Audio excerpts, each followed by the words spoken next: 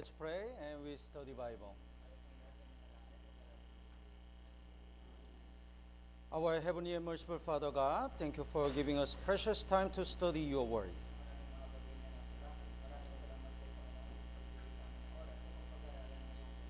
Thanks to your grace, we are present before God.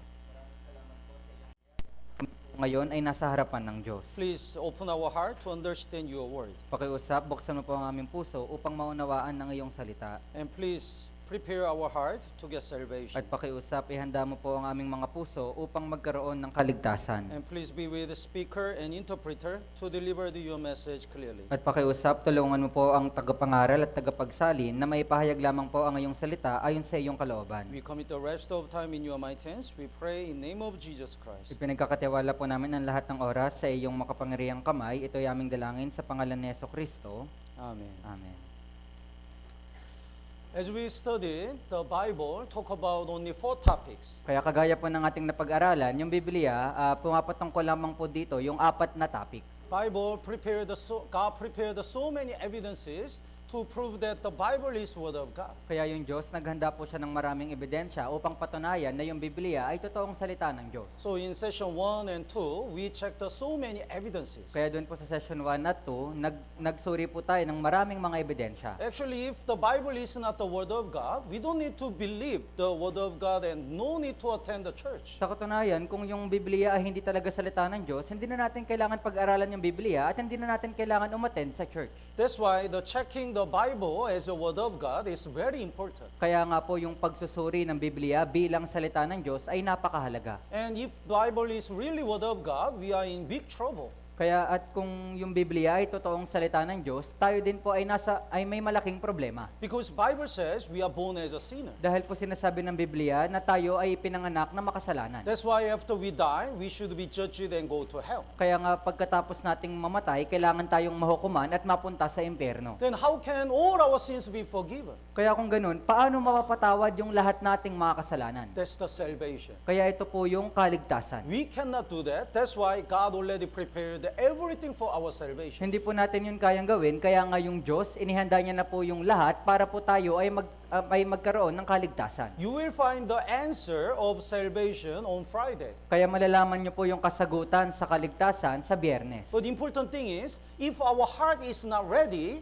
God never help us to truly believe the gospel. Pero yung importanteng bagay po dito, kung hindi po handa yung ating puso, hindi tayo tutulungan ng Diyos na maunawaan yung tunay na ebanghelyo. That's why today we will study about repentance. Kaya nga ngayon, pag-aaralan po natin yung patungkol sa pagsisisi. And after we got salvation, we can live for God. It's called the Christian life. At ganun din po, pagkatapos nating maligtas, tayo po ay mamumuhay para sa Diyos. Ito po ay tinatawag na Christian life. But many people attend the church and just learn how to live for God. Christian life only. Pero marami po mga tao na uma-attend na po sa mga church at ginagawa lamang po nila yung Christian life. That's why even after 5 years, 10 years, they don't have assurance to go to heaven. Kaya nga pagkatapos po ng 5 taon o 10 taon, hindi pa rin sila sigurado kung sila ba ay makakapunta sa langit. So, for 2 days, we check the Bible as a word of God. Kaya nga po sa loob ng 2 araw, sinuri po natin kung yung Biblia pa talaga ay salita ng Diyos. So when we study Bible, we know that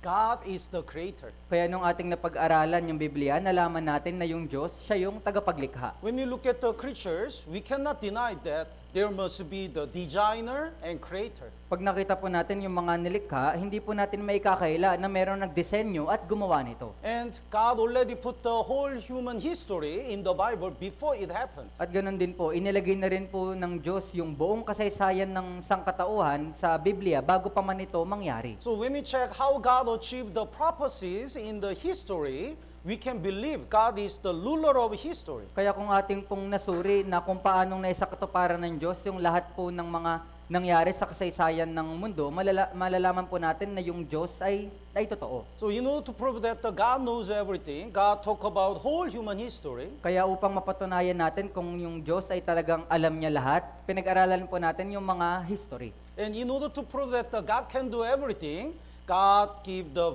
curse and blessing to Israel. At ganun din po para mapatunayan kung talaga yung Diyos kaya niyang gawin lahat, sinumpa po niya at binigyan niya ng biyaya yung bansang Israel. So we already checked the evidences about past history in the Bible. Kaya nasuri na po natin yung mga ebidensya doon po sa past history sa Biblia. So we studied the Garden of Eden. Kaya napag-aralan natin yung patungkol sa halamanan ng Eden. And exactly as the Bible says, there are 4 rivers. At eksaktong sinabi ng Biblia, meron po ditong 4 na ilog.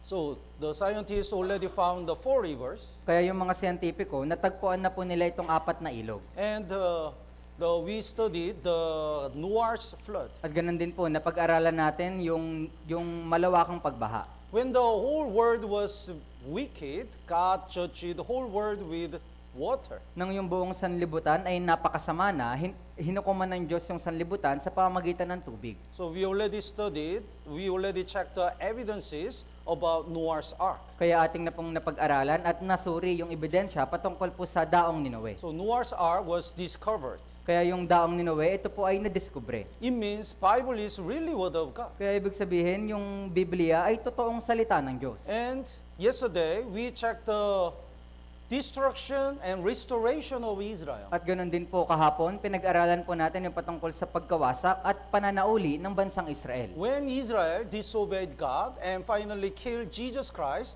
they have been cursed for 2,000 years. Nang sumuway po yung mga Israelita sa Diyos at pinatay nila si Jesucristo, sila po ay sinumpa sa loob ng 2,000 taon. So Leviticus, Deuteronomy were written 3,500 years ago. Kaya yung Levitico at yung Aklat ng Deuteronomio ay naisulat na 3,500 years ago. But exactly Bible prophesied the Israel people have been cursed for 2,000 years. Pero eksaktong naipropesya ng Biblia na isumpa yung Israel sa loob ng 2,000 taon. So they ate their children. Kaya kanila pong kinain yung kanilang sariling anak. They were scattered all around the world. Sila po ay nagkalat-kalat sa buong mundo. And they were killed and their land became deserted. At ganoon din po, sila po ay mga pinagpapatay at yung kanilang lupain ay naging ilang.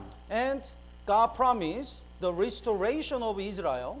At ganoon din po, ipinangako ng Diyos yung pananauli ng bansang Israel. So at the end time, God, through the restoration of Israel, God proved that the God is still alive. Kaya sa katapusan po ng panahon, para po mapatunayan na yung Diyos ay tunay na buhay, ay pinanauli ng Diyos yung bansang Israel. So Israel was independent on May 14, 1948. Kaya yung Israel ay naging independent noong May 14, 1948. And as God said, God gathered all Israel people to their land. At kagaya din po ng sinabi ng Diyos, tinipon muli ng Diyos yung mga Israelita sa kanilang sariling lupain. And as God promised, they are so blessed about the financial things. At katulad ng ipinangako ng Diyos, sila ay labis na pinagpala pagdating sa kayamanan. So they have the abundance of the sea and the wealth of Gentiles. Kaya nasa kanila po yung kasaganahan ng karagatan at yung kayamanan ng mga bansa.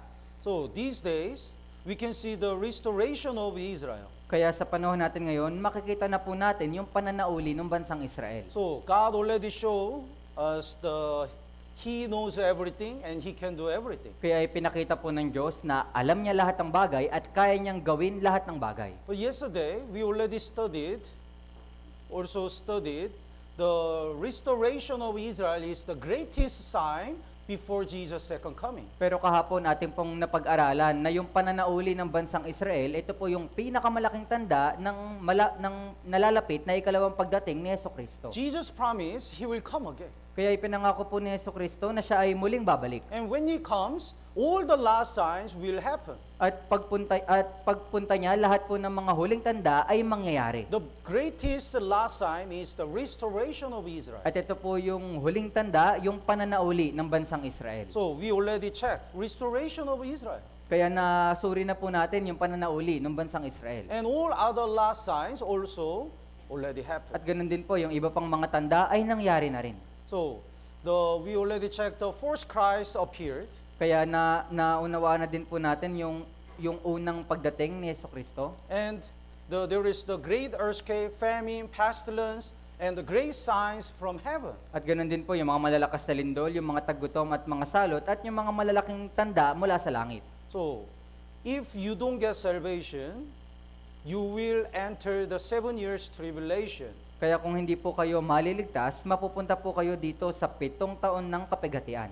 saved people will not enter the 7 years Great Tribulation. Yung mga ligtas po na tao, hindi na po sila makakapasok sa 7 taon ng kapigatian. Because Bible says, when Jesus comes again, He will bring the only saved people. Dahil sinasabi po ng Biblia na sa ikalawang pagdating ni Jesucristo, dadalhin lamang po niya yung mga ligtas na tao. So it's like this.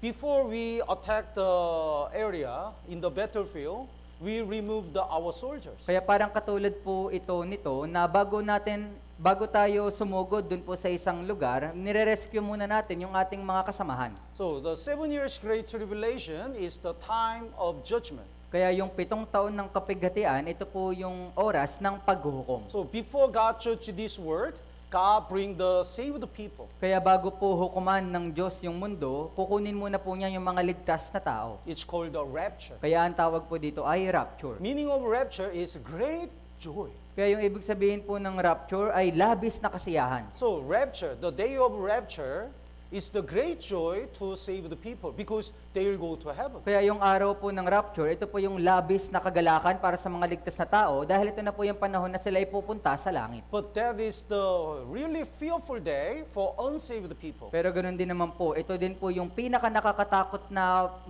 oras para po sa mga hindi ligtas na tao. Because since that day, the unsaved people will enter the 7 years Great Tribulation. Dahil simula po sa araw na iyon, yung mga taong hindi ligtas, sila ay papasok sa 7 taon ng kapigatian. And finally, they will go to hell. At sa kahulihan, sila po ay mapupunta sa impyerno. Basahin po natin ng sabay-sabay, 3, 2, 1. Sapagkat ang Panginoon mismo ang bababa mula sa langit na may sigaw, may tinig ng arkanghel at may trompeta ng Diyos, at ang mga namatay kay Kristo ay babangon muna. Yes, Pagkat up to that. So, Bible prophesies the Lord will come from heaven again. kaya pinurpesihan na po ng Diyos na yung Panginoon ay bababa mula sa langit. That time, God will bring the only saved people. Kaya sa oras na ito, dadalhin lamang ng Diyos yung mga ligtas na tao. Pagkatapos, Pagkatapos, tayong nabubuhay na natitira ay aagawin kasama nila sa mga ulap upang salubungin ng Panginoon sa papawirin at sa gayon ay makakapiling natin ng Panginoon magpakailanman. so when we use the magnetic to stir up the dust, only the iron powder attach it to the magnetic. Kaya kapag 'di ba na hinalo po natin yung lapag ng gamit yung magnet, yung tanging yung mga bakal lamang yung mapupunta doon sa magnet. So when Jesus comes again in the air, only saved people will be lifted up. Kaya ganoon din naman po, pagdating ni Jesucristo sa himpapawid, sa ikalawang niyang pagdating, lahat ng mga ligtas na tao ay kukunin niya. Bible says, that time saved people's body will transform to the spiritual body. At sinasabi din po ng Biblia na sa oras na ito, yung mga katawan ng mga taong ligtas ay mababago. But unsaved people will be left behind. At yung mga hindi po ligtas na tao, sila ay maiiwan. When I move out to another area, another place, I'm gonna bring my son. Kaya kapag po ako ililipat sa ibang lugar o ibang bahay, dadalhin ko yung aking anak. I'm gonna bring my wife. Kaya dadalhin ko rin yung aking asawa. But I'll not bring other people. Pero hindi ko dadalhin yung ibang mga tao. Tama po ba? Tama po ba?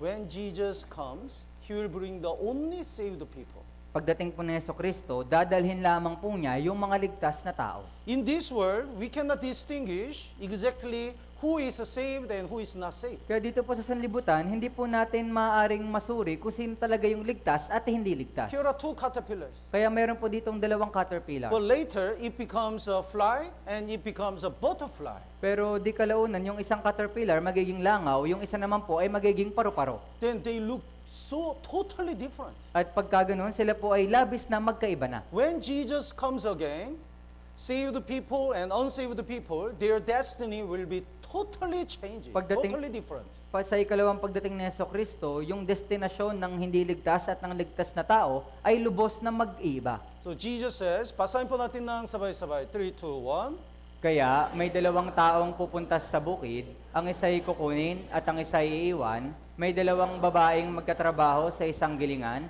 ang isa'y kukunin at ang isa'y iiwan. Yes.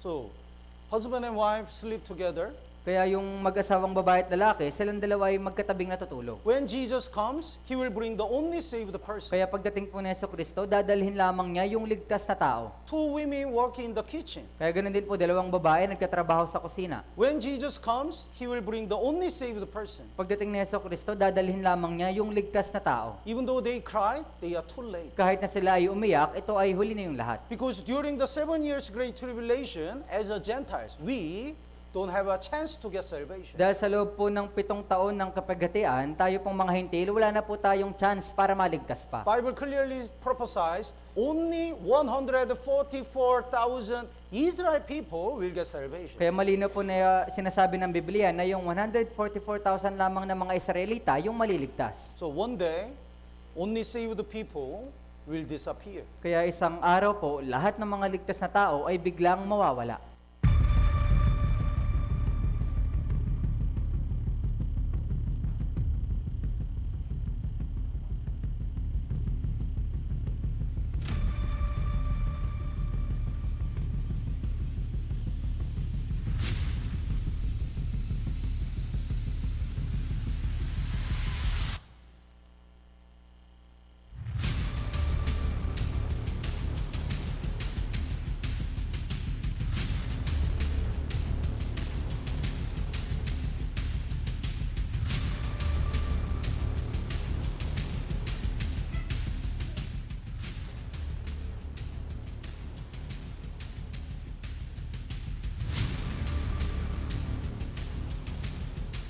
Jesus Christ is coming back for his church. The Bible says in Matthew chapter 24 verse 42, "Watch therefore, for you do not know the hour your Lord is coming." I want you to know, church, that Jesus Christ could come this month, or he might come next week, or he could even come. They attend the church, Kaya sila po ay pupunta na sa church, but they are not saved. pero hindi sila ligtas. That's why they left behind. Kaya nga sila po ay naiwan. Even though they cried, it's too late. Kahit sila ay umiyak pa, ito ay huli na yung lahat.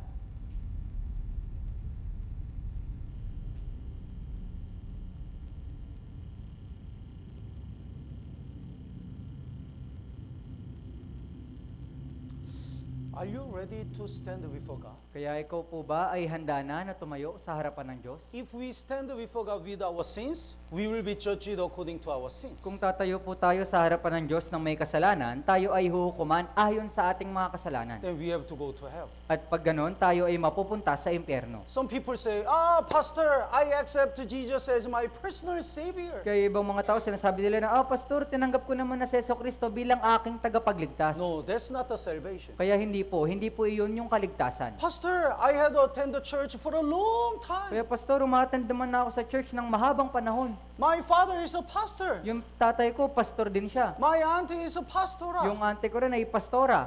Even though you have so many positions and you are born in the Christian family, it's not the guarantee of salvation. Kahit na po meron kang napakaraming posisyon sa church o ipinanganak ka na sa kristyanong pamilya, hindi po ito yung kasiguraduhan ng iyong kaligtasan. If we don't get salvation exactly according to the Bible, we cannot go to heaven. Kung hindi po kayo maliligtas ayon sa eksaktong sinasabi ng Biblia, hindi po kayo makakapunta sa langit. So, we should be ready before we stand before God. Kaya nga dapat po tayong maging handa bago tayo tumayo sa harapan ng Diyos. So, after rapture, 7 years Great Tribulation will start. Kaya pagkatapos po ng rapture, yung 7 taon ng kapigatian ay magsisimula na. And then, the Millennium Kingdom. At pagkatapos, dito na po papasok yung Millennium Kingdom. Then, God will finish the history and judge the whole people. At pag ganon, tatapusin na po ng Diyos yung buong kasaysayan at huhukuman na yung mga tao. Saved people will go to heaven. Yung mga ligtas sa tao ay pupunta sa langit. Unsaved people will go to eternal hell. At yung mga hindi naligtas ay mapupunta sa walang hanggang impyerno. So we are living at the end of the age of at the end of just before 7 years tribulation. Kaya tayo po ay nabubuhay na ngayon sa bagong magsimula ito pong 7 taon ng kapighatian. So, because 7 years tribulation is very near, we can check how much is ready. Kaya kung paanong malapit na po yung 7 taon ng kapighatian, masusuri po natin kung gaano po ito kahanda na. Actually, Why they are called the last signs? Kaya bakit po ba tinawag po ito na huling tanda? Sign means it's the warning before real things come. Yung ibig sabihin po ng tanda, ito po ay isang warning bago pa man dumating yung tunay na mangyayari. So for example, one mother is pregnant, Kaya halimbawa po, yung isang nanay, siya po ay buntis, then one day she has the regular pain. at isang araw po, meron na po siyang nararamdaman na sakit. Oh, oh, oh. Then what's the sign? Kaya ano na pong tanda nito? What's the meaning of this sign? Ano pong ibig sabihin ng tanda na ito? Yes, she is about to deliver a baby. Kaya siya po ay malapit ng manganak. That's why she has to go to hospital. Kaya nga pag ganun, kailangan niya nang pumunta sa ospital. If she ignore this warning, it's so dangerous. Kaya kung babaliwalayin po niya yung tanda na ito ay napakadelikado. So giving the sign is the God's blessing. Kaya yung pagbibigay po ng tanda, ito ay biyaya ng Diyos. Because what if the mother is suddenly deliver a baby without any sign? It's so dangerous. Dahil paano na lang kaya kung yung ina ay biglaan na lang manganganak ng walang anumang tanda, ito ay napakadelikado. So God already show us the last signs. It means real judgment will come. Kaya yung Diyos, ipinapakita na po niya sa atin yung huling mga tanda, ibig sabihin yung paghukom ng Diyos ay napakalapit na. So one of the last signs, Matthew chapter 24 and Luke chapter 21 are talking about the last signs. And one of the last sign is the wars and rumors of wars. Kaya yung Mateo Kapitulo 24 at Lucas Kapitulo 21, ito po yung pumapatungkol sa mga huling tanda, pero yung pinakahuling tanda ay pumapatungkol sa digmaan. But real judgment will happen during 7 years tribulation. Pero yung huling paghuhukom, ito po ay mangyayari sa loob ng 7 taon ng kapighatian. And at the end of 7 years tribulation, there will be the last war. It will be the nuclear war. At sa kahulihan po ng 7 taon ng kapighatian, magkakaroon po ng huling digmaan, ito po yung nuclear war. And one of the last time is the great earthquake. At isa po sa mga tanda ay yung malalakas na lindol. And during the 7 years tribulation, the great city like Manila will be divided into 3 parts. At habang nangyayari po yung 7 taon ng kapighatian, yung mga malalaking syudad katulad ng Manila, sila po ay mahati sa 3 parte. So would you read verse 19 and 20?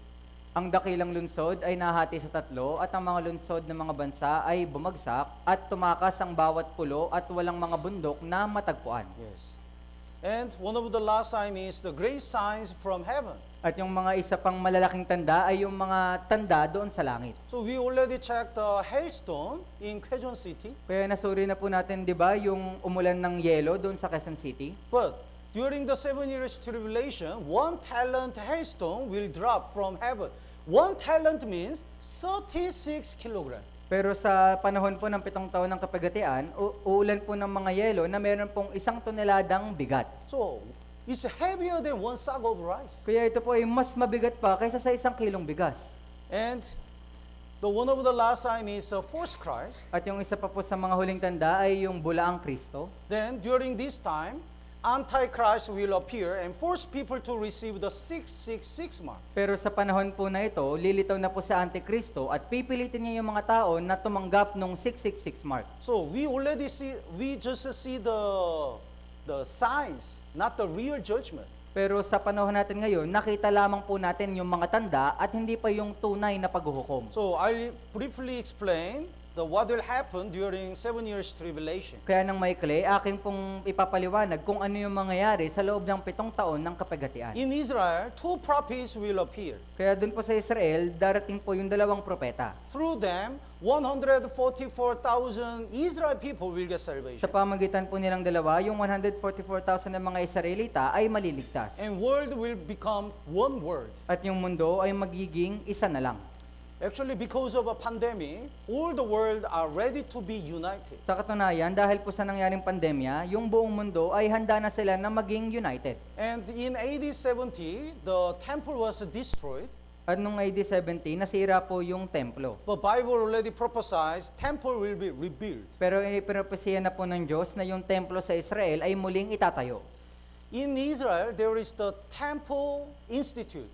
Kaya doon po sa Israel, meron po doon tinatawag na Temple Institute. All their work is to prepare how to rebuild the temple. Yung trabaho po, yung tanging trabaho lamang nila ay kung paano ba itatayong muli yung templo. They already prepared all the instruments and all materials to rebuild the temple again. At lahat po ng mga kinakailangan ng materyales at mga instrumento ay kanila pong naihanda na.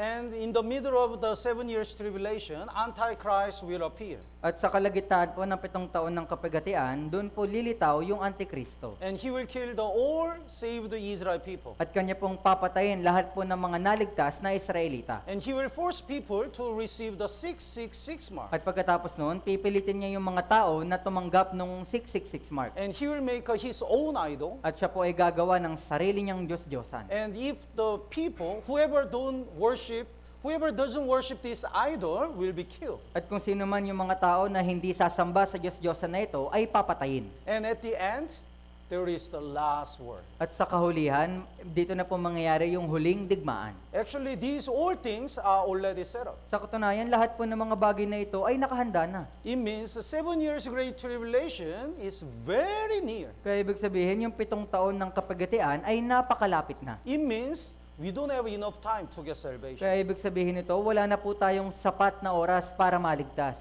So, the Bible says, Antichrist will make his idol. Kaya sinasabi po ng Biblia na yung Antikristo ay gagawa ng sarili niyang larawan. Basahin po natin ng sabay-sabay. 3, 2, 1. At ito'y pinahintulutang makapagbigay ng hininga sa larawan ng halimaw upang ang larawan ng halimaw ay makapagsalita at may papatay naman ang lahat ng hindi sumasamba sa larawan ng halimaw. As we studied, the idol cannot speak. Kaya katulad po ng ating pinag-aralan, yung mga Diyos-Diyosan, hindi nila kaya magsalita, di ba? But Bible prophesied Antichrist will give the breath to his idol.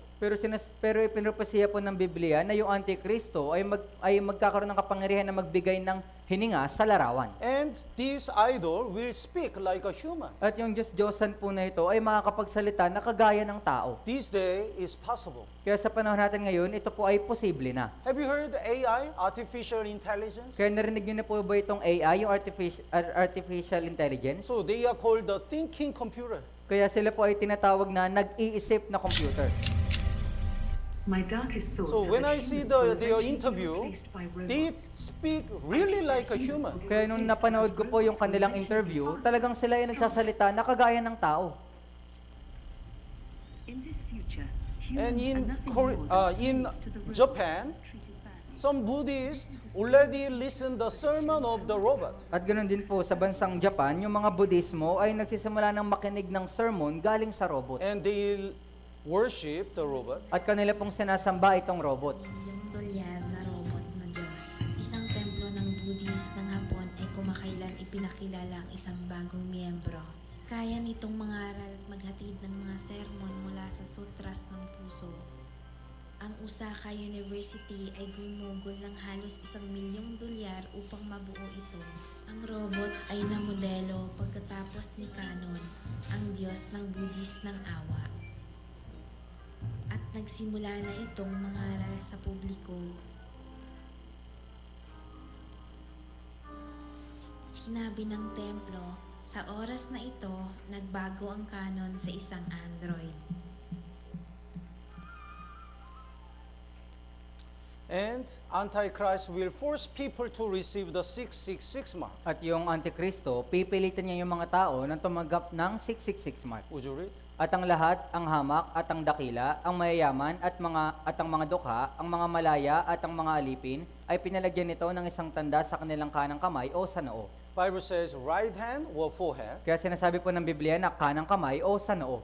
And verse 17, Upang walang sino mang makabili o makapagbili, maliban ng may tanda, sa makatuwid ay ng pangalan ng halimaw o ng bilang ng pangalan nito. through this mark, people buy or sell. Kaya sa pamagitan po ng tandang ito, yung mga tao ay makakabili at makakapagbili. And basahin po natin ng sabay-sabay. 3, 2, 1. Kailangan dito ang karunungan, ang may pangunawa ay bilangin ang bilang ng halimaw, sapagkat ito ay bilang ng isang tao, ang bilang nito ay 600 at 66. Bible prophesies that number will be 666. Kaya pinropesiya po ng Biblia na yung numero na ito ay 666. These days, all the product use the 666 barcode. Kaya sa panahon natin ngayon, lahat po ng mga produkto ay gumagamit ng 666 barcode. So here is the first two line, that is the 6. Kaya yung unang dalawang linya po dito ay ang numero nito ay 6.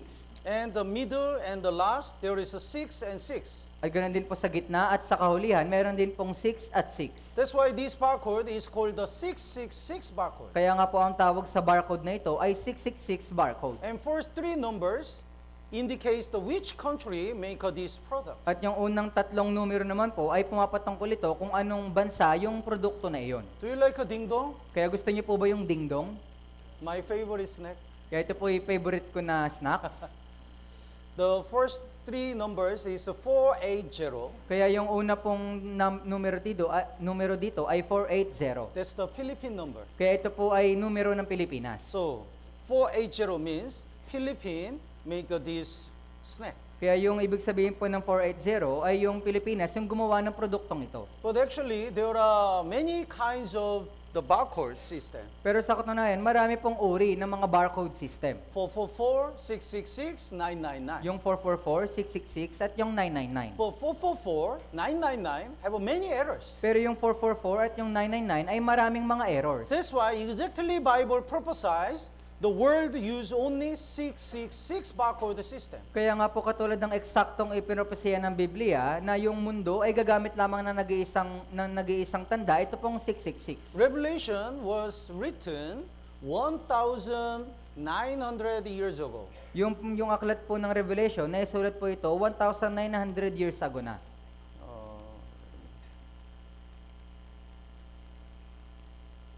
So that time, in 100 AD, people used this kind of coin. Kaya nung panahon po na ito, yung 100 AD, yung mga tao ay gumagamit sila ng ganitong klaseng mga barya. Then, in the world, in AD 1024, China was the first country to use the paper bill. Pero nung panahon po nung AD 1024, yung bansang China ay nagpasimulang gumamit na ng perang papel. And Philippines used the paper bill from 1852.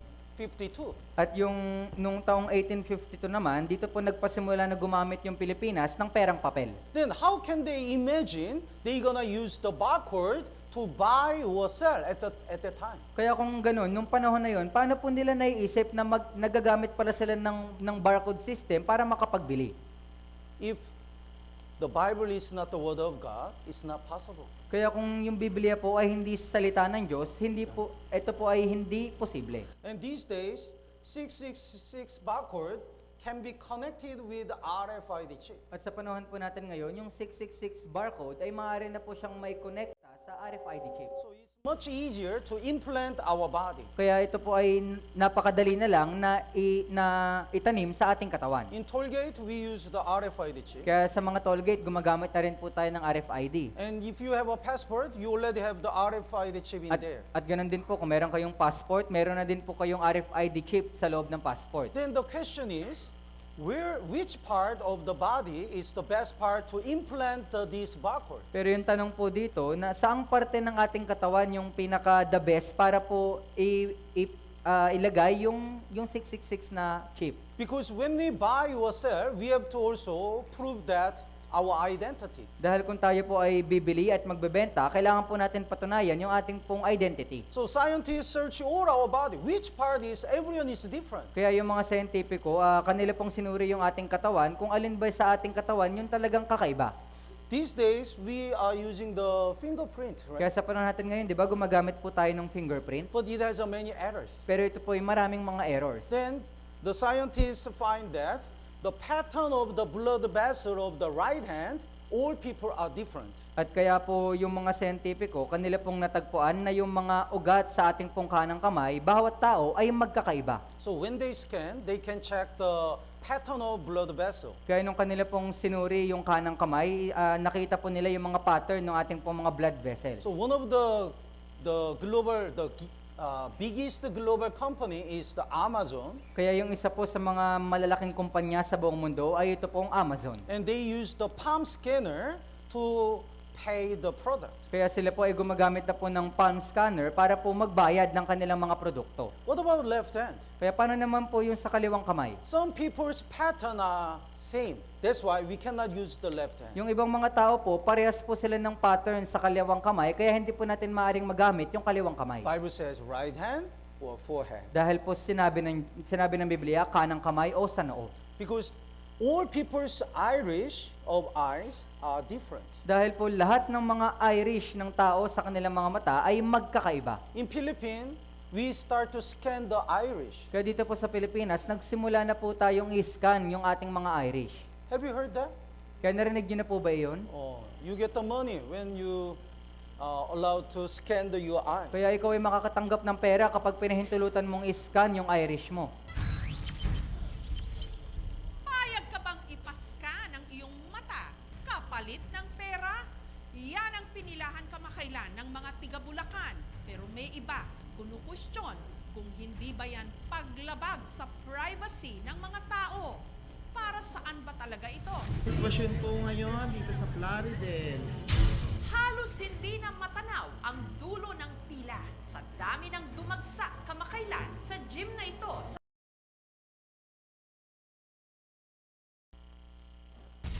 ng pera. 1,000. Siyempre, binili ng pagkain. Pero kailangan nyo muna raw mag-install ng app ng kanilang kumpanya, magparehistro at saka iscan ang inyong mga mata. Sa isang kisap mata, instant pera, Kulang 2-3. Manganganak din yung asawa ko. Baka konting ipon din. kailangan muna nilang magpa-iris scan. Sa kung tawagin ay orb. Ang ating iris kasi, gaya ng ating fingerprints, may natatanging pattern na maaring gamitin bilang identification o pagkakilanlan. Yung mga characteristics naman ng iris natin, meron tayong ridges at meron tayong folds. Yung kanyang arrangement, and it's very unique for each individual. Yung fingerprint kasi, meron tayong 40 markers lang. But with the iris, we can have about 250 unique markers per each individual. That's why it's very reliable when it comes to identifying the identity of each person. So everything is already ready.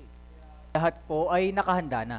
And some people afraid of injection. Kaya yung ibang tao din naman po ay natatakot sa injection. But these days, the high technology, developed the micro needle patch. Pero sa panahon po natin ngayon, meron na po tayong high-tech na technology. Ito pong microneedle patch. So instead of the needle injection, they just attach this patch. Kaya sa halip na po na injection, ito pong patch na ito ay ididikit lamang. And they make the new bioelectronic device.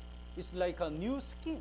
At ganoon din po, meron din po silang bioelectric device, parang kagaya po ito ng bagong balat. So it's this electronic skin, when they attach it, they can sense our heart and our blood vessel and all the bodies. Kaya ito pong device po na ito, kapag ito ay nakadikit na sa ating katawan, kaya po niyang mascan yung ating heart rate o yung mga dugo o yung buong parte ng ating katawan. So technologically, everything is already set up. Kaya sa madali pong salita, lahat po ng mga bagay ay nakahanda na. Then the verse 9, basahin po natin ng sabay-sabay, 3, 2, 1. At isa pang anghel, ang pangatlo, ay sumunod sa kanila na sinasabi sa malakas na tinig, kung ang sinuman ay sumasamba sa halimaw at sa kanyang larawan at tumatanggap ng tanda sa kanyang noo o sa kanyang kanang kamay, ay inom din naman ng alak ng pot ng Diyos na inihan. Up to that.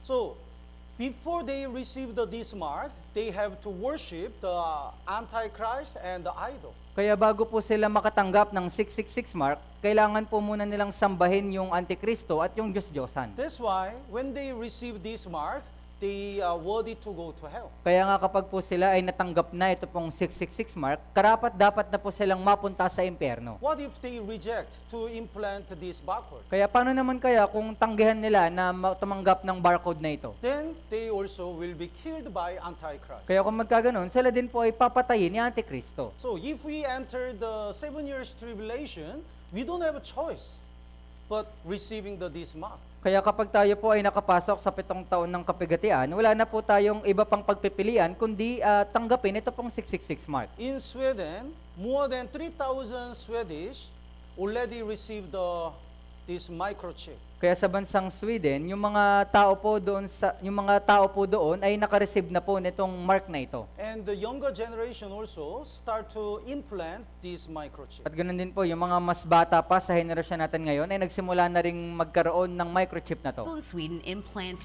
putting implants, microchips, right, Yes. into them. We've seen something like this here. There's There was a company that In they're Wisconsin, right, yeah. so they could get stuff out of the vending machine with these microchips. So what's happening in Sweden? So basically, in Sweden, over the past couple of years, several thousand people have had these little rice grain-sized microchips put into their hands, which contain information that they can use to, say, check into the gym or get into the So office they or pay advertise, for train it's tickets. so right? convenient. So Kaya kanila pong ina-advertise na ito po ay napakadali.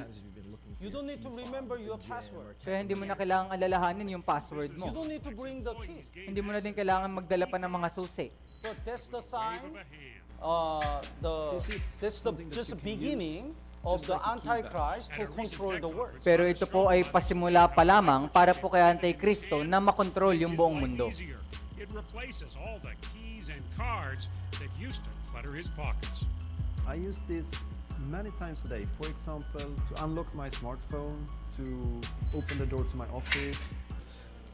I think it's really cool. You don't have to carry any keys or anything. It's just your body. In maybe 10 years, everything will be in your hand. In Sweden more than anywhere else, the future is already here. The national train company SJ has around 2,600 people signed up to use microchips instead of train tickets. And no need to mind the generation gap. 18-year-old Felicia and father Magnus still bear the scars of their new implants. So younger generation is Student embracing Hannah this Herving trend is as well. also Kaya freshly yung mga mas chipped bata and po now na just needs to henerasyon, program kanila it din to pong open tinatanggap doors. ito pong Although uso na ito. importantly for a future career, it does already connect to her LinkedIn. Some people say I'm mad that I don't know if it's safe and all that, but people have been putting these chips into animals for 20 years, so I'm not worried about that. So look at the one more. Isang kumpanya sa Amerika ang nagpasya na taniman ng chips ang mga trabahador upang ma-improve at mapadali ang trabaho. Ang ilan ay nabahala ng malamig na hinaharap na lubos na sinubaybayan ay naging katotohanan na. Sa mga pelikula, ang mga chips na itinatanim sa pulso ay ginagamit upang matrak ang lokasyon, at ang mga chips sa ilalim ng tainga ay hinahak para paalisin ang mga kaaway. Plano ng isang American IT company na magtanim ng kasing sukat ng bigas na chips sa 50 voluntaryong empleyado. Ang chip ay ininject sa pagitan ng hinlalaki at hintuturo tulad ng isang shot. Ito ang susunod na bagay na hindi maiiwasang mangyari at gusto naming maging bahagi nito. Sinasabi ng kumpanya na madadagdagan nito ang autonomiya sa trabaho sa pamamagitan ng paggawa ng mga bagay tulad ng pagclocking at pagbili ng mga gamit sa opisina na mas maginhawa. Sa Sweden, mahigit 20,000 katao na ang gumagamit ng gayong mga chips. Binubuksan nila ang mga pinto sa pamamagitan ng paglalagay ng kanilang kamay sa isang scanner at nagpapaandar ng copy machine sa pagkampay ng kamay. Ngunit ang mga kritiko ay nagtataas ng mga alalahanin tungkol sa mga nakatagong epekto sa likod ng kahusayan at kaginhawaan na ito. Ang lahat ng data na iyon ay maaaring maisip na makolekta. Kaya't ang tanong ay kung ano ang mangyayari dito, pagkatapos para saan ito ginagamit. Lumalaki ang pangamba na ang teknolohiyang ito ay maaaring gamitin sa maling paraan para sa pag-hack at pagsubaybay na nagtutulak sa lipunan patungo sa isang dystopian na hinaharap. So everything is already ready.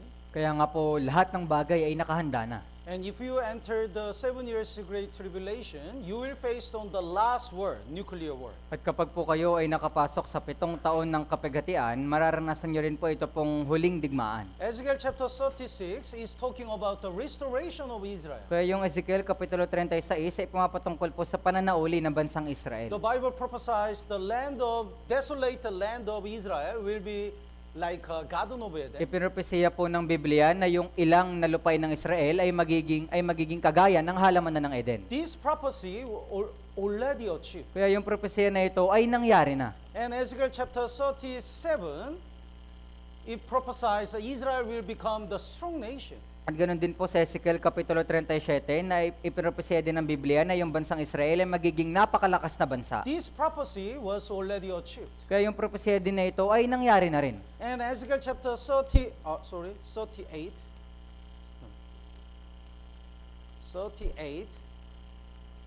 is talking about the last war. At ganoon din naman po yung Ezekiel Kapitulo 38 ay papatungkol sa huling digmaan.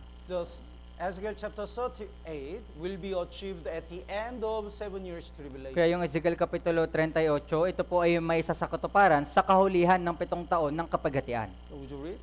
Ang salita ng Panginoon ay dumating sa akin na sinasabi, Anak ng tao, humarap ka sa dako ni Gog, sa lupain ng Magog, na pangunahing pinuno ng Rosh, Meshek at Tubal, at magsalita ka ng propesya laban sa kanya. At iyong sabihin, ganito ang sabi ng Panginoong Diyos, narito ako'y laban sa iyo, O Gog, na pinuno ng Rosh, Meshek at Tubal.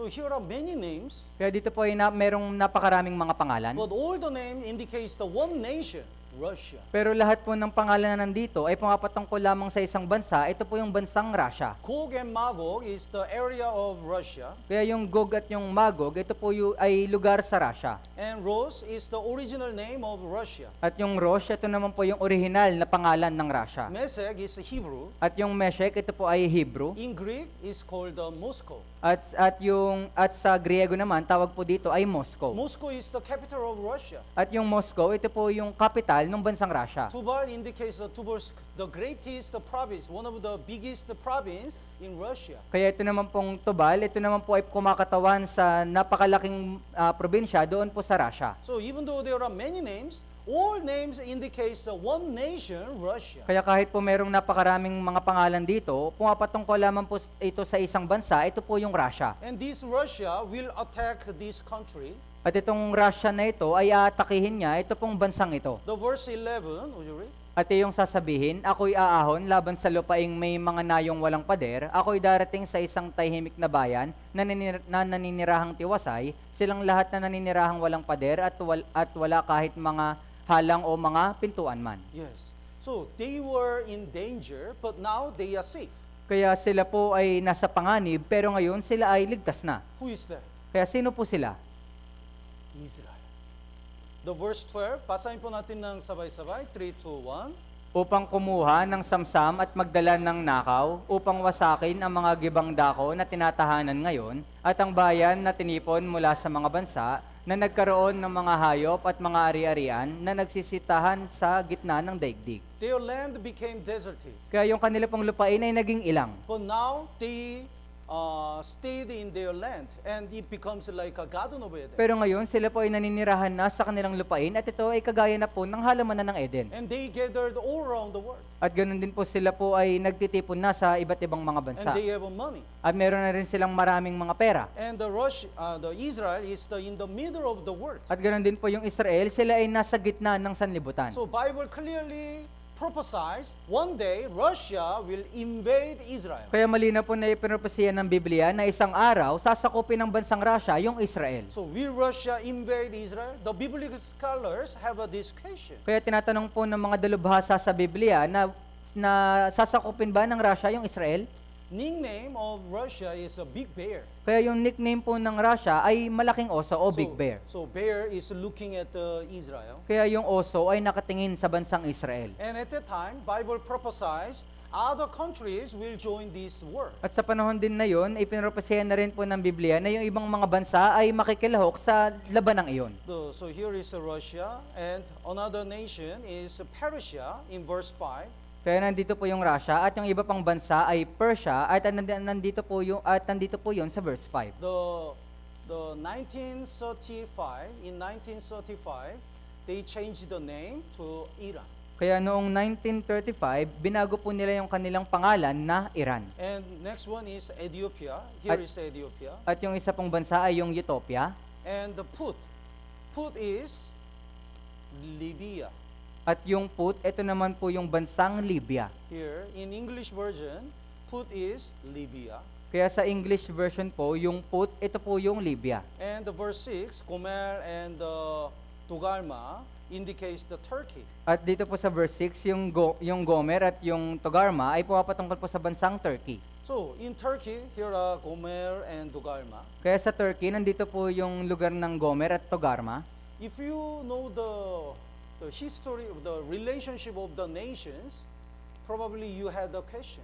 Kaya kung nalalaman niyo po yung relasyon ng mga bansa, marahil magkakaroon na po kayo ng ideya. Because Turkey was close to Israel. Dahil yung Turkey, sila po ay dating close doon po sa Israel. And Turkey and Russia they are not close. At ganoon din po yung Turkey at yung Russia, sila po ay hindi malapit. But Bible already prophesies Turkey will join the last war when Russia will invade Israel. Pero ipinapasaya na po ng Biblia na yung Turkey ay sasama po siya sa Russia kapag sinakop na nito yung bansang Israel. But recently, suddenly, Turkey becomes very close to Russia. Pero kamakailan lang, nang biglaan, yung bansang Turkey ay biglang naging malapit sa bansang Russia. So newspaper says Russia and Turkey getting cozy, they become close. Kaya sinasabi po sa isang pahayagan na yung Russia at yung Turkey ay nagiging malapit na sa isa't isa. So Russia and Persia, actually Iran, alliance. Kaya yung Russia at yung Persian o yung Iran, sila po ay magkakampi na. So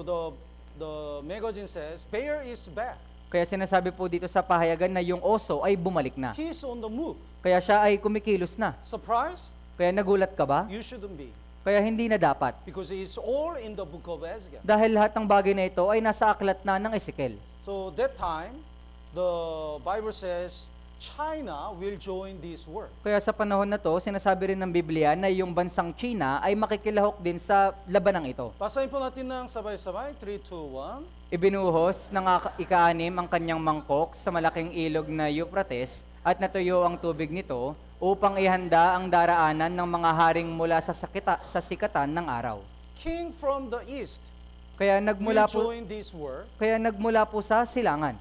From Israel, when we go to the eastern side, there is a China. Kaya mula po dun sa Israel, kung tayo po ay pupunta sa silangang bahagi, makikita natin yung China. And they will bring the 200 million soldiers. At sila po ay magdadala ng 200 million na mga sundalo. When I check the military potential of China, anytime they can join the 200 million soldiers join the war. Kaya nung akin pong sinuri yung potential na bilang ng mga sundalo sa China, kaya na po nilang makapag-produce ng ganitong dami. And Bible says, great river Euphrates, and each water was dry up. At sinasabi din po ng Biblia, yung malaking ilog ng Euphrates ay matutuyo. Through this, the way of the king from east will be ready. Kaya sa pamagitan po nito, yung haring mula sa sikitan ng araw ay maihahanda. The China has a big dream. Kaya ito, yung China po, meron siyang malaking pangarap. Because China wants to sell the product to Europe. Dahil yung China, gusto po niyang magbenta ng mga produkto sa bansang Europe. That's why their big project is One Belt and One Road. Kaya nga yung malaki nilang proyekto ay magkaroon ng One Belt, One Road. That's why they make the expressway from China to Israel. Kaya nga sila po ay gumawa ng expressway mula China papuntang Israel. So it's called the Karakoram Highway. Kaya ang tawag dito ay Karakoram Highway. From China to Pakistan. Kaya mula po ito sa China papuntang Pakistan. And these days, Russia, China, and the North Korea becomes very close. At sa panahon natin ngayon, yung China, yung Russia at yung North Korea, sila ay malapit na sa isa't isa. But the biggest problem is Euphrates River. Pero yung malaki nilang problema dito ay yung ilog ng Euphrates. But these days, exactly as Bible prophesies, Euphrates River becomes dry. Pero sa panahon po natin ngayon, eksaktong ipinapasya ng Biblia, yung ilog ng Euphrates ay matutuyo. The Euphrates River is at risk of drying up due to climate change. Kaya sinasabi po dito na yung ilog ng Euphrates ay nangangamba na malapit ng matuyo dahil sa nangyayaring climate change. So this is Euphrates River. Kaya ito na po yung Euphrates River ngayon. And at the high place, there is in Turkey, they make the Ataturk Dam. At doon po sa bansang Turkey, gumawa po sila ng Ataturk Dam. That's why in order to save the water in Turkey, the Euphrates River becomes more dry. Kaya para po maka-imbak ng maraming tubig doon po sa Turkey, kapag isinara nila ito, yung ilog ng Euphrates ay lalong matutuyo. No matter what Bible says, everything is achieved. Kaya po anuman yung sinasabi ng Biblia, lahat po ito ay may isa sa katuparan. And Bible clearly says that will be the nuclear war. At sinasabi din po ng malino na Biblia na magkakaroon ng nuclear war. Basahin po natin ng sabay-sabay, 3, 2, 1. Nasa pamagitan din nito, ang daigdig noon ay napawan ng tubig at nagunaw, ngunit sa pamagitan ng gayunding salita, ang kasalukuyang langit at lupa ay iningatan para sa apoy na inilaan sa araw ng paghukom at sa paglipol sa masasamang tao. Whole the world at the time of Noah, when the whole world was sinful and wicked, God destroyed the whole world with water. Kaya yung buong mundo po, nung panahon ni Noe, nung naging napakasama na yung buong mundo, hinatulan ng Diyos yung buong mundo sa pamagitan ng tubig. We already checked, it is true. Kaya nasuri na po natin, ito po ay totoong nangyari. And like this, Bible says, God preserved the earth in order to judge the world by fire. At kagaya din po nito, sinabi ng Biblia na ipineserve ng Diyos yung mundo para hukuman naman sa pamagitan ng apoy. So God already prepared the fire judgment. Kaya yung Diyos, inihanda na po niya yung paghuhukom sa apoy. We have to understand, like God prepared the Noah's Ark in order to save more people, God already prepared the salvation for us. Kaya kailangan po natin itong maunawaan na kung paanong inihanda ng Diyos yung arko para mailigtas yung mga tao, kailangan din po natin, inihanda na rin po ng Diyos yung kaligtasan para mailigtas sa paghukom sa apoy. But at the time of Noah, only 8 people were survived. Pero nung panahon po ni Noe, tanging 8 tao lamang po yung nakaligtas. Because the other people only focus on the how to eat, what to drink, and how to enjoy the world. Kaya dahil po nung mga panahon ni Noe, yung mga tao ay nakatuon lamang yung kanilang pag-iisip, paano kumain,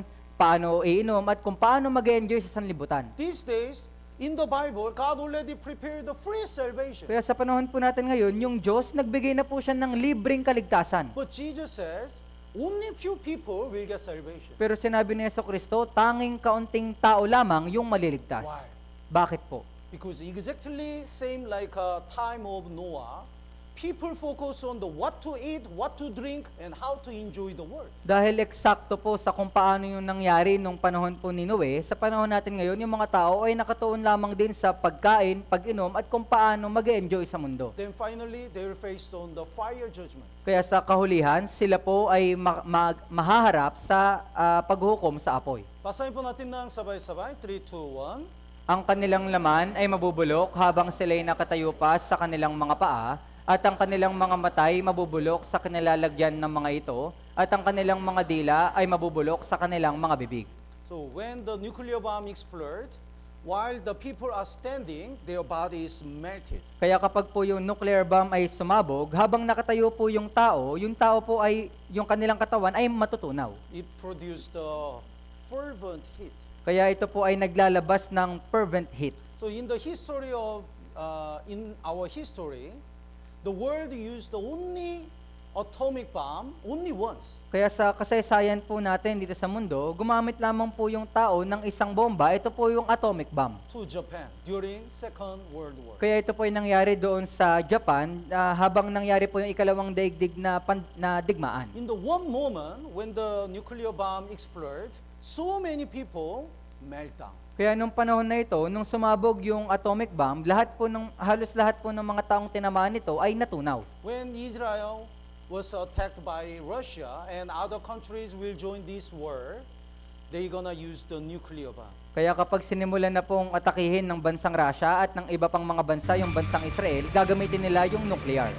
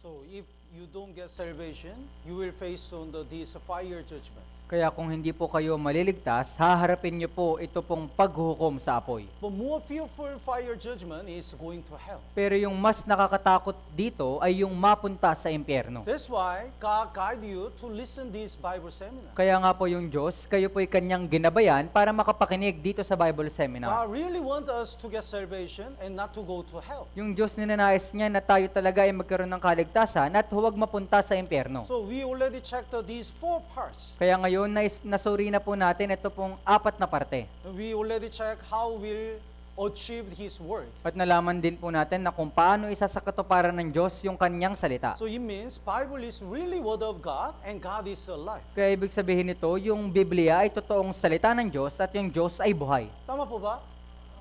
Are you sure the Bible is really word of God and true? Kaya sigurado po ba kayo na yung Biblia ay totoong salita ng Diyos at totoo? Yes. How many percent? Kaya ilang percent po? Yes, 100% is really sure. Kaya 100% ito po ay totoo. Then, this verse is very important. Kaya kung ganoon, ito pong bersikulo na ito ay napakahalaga. Let's have some stretching.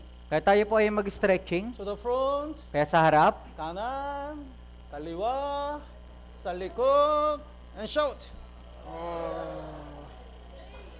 Massage to the left person. Massage. Massage. The right side, massage.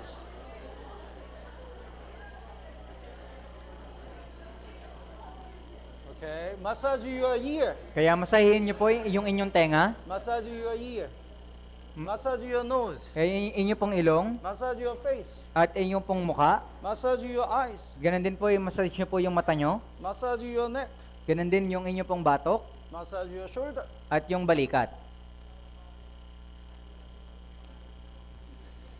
From now, we're gonna study a very, very important topic. Kaya simula ngayon, pag-aaralan naman po natin yung napakahalagang topic. If even though we believe that the Bible is really word of God, 100% surely, if our heart is not ready, we cannot get salvation. Kahit na naniniwala po tayo sa Biblia na 100% itong totoo, kung hindi handa yung ating puso, hindi rin po tayo magkakaroon ng kaligtasan. Basahin po natin ng sabay-sabay. 3, 2, 1. Kung sinabi ko sa inyo ang mga bagay na makalupa at hindi ninyo pinaniwalaan, paano ninyong paniniwalaan kung sabihin ko sa inyo ang mga bagay na makalangit? So Jesus mentioned about the earthly things and heavenly things. Kaya si Jesucristo po, binanggit po niya yung mga makalangit na bagay at yung mga makalupang bagay. The earthly things is what is happening in this world. Yung makalupang bagay, ito po yung mga kung ano yung nangyayari sa mundong ito. Heavenly things are talking about the spiritual things. At yung makalangit na bagay naman ay pumapatungkol sa mga espiritual na bagay. Actually, we are hard to believe the spiritual things because we cannot see that. Dahil sa katunayan, mahirap po para sa atin na maniwala sa mga spiritual na bagay dahil hindi po natin ito nakikita. That's why God show us all the earthly things are achieved according to the Bible 100% Kaya sure. nga ipinakita muna po sa atin ng Diyos yung mga makalupang bagay na naisa sa katuparan ayon sa Biblia na ito ay 100% na totoo. So, like earthly things is fulfilled according to the Bible, God showed us that the heavenly things will be fulfilled according to the Bible. Kaya kung paanong yung mga makalupang bagay ay naisa katuparan ayon sa Biblia, ganun din yung mga spiritual na bagay ay maisa sa katuparan din ayon sa Biblia. Naintindihan po? Yes. So, we will check spiritual things. Kaya ngayon naman po ating susuriin yung patungkol sa mga spiritual na bagay. Hebrews chapter 9 verse 27. Basahin po natin ng sabay-sabay. 3, 2, 1. At yamang itinakda sa mga tao ang mamatay na minsan, at pagkatapos nito ay ang paghuhukom. Whether we are healthy or not healthy, one day we're gonna die. Tayo man ay malusog o hindi, isang araw tayo ay mamamatay. Whether we are poor or rich, one day we're gonna die. Tayo man ay mayaman o mahirap, isang araw tayo ay mamamatay. So we cannot avoid the death. Kaya hindi po natin maiiwasan yung kamatayan. But death is not the end. Pero yung kamatayan, hindi po ito yung huli.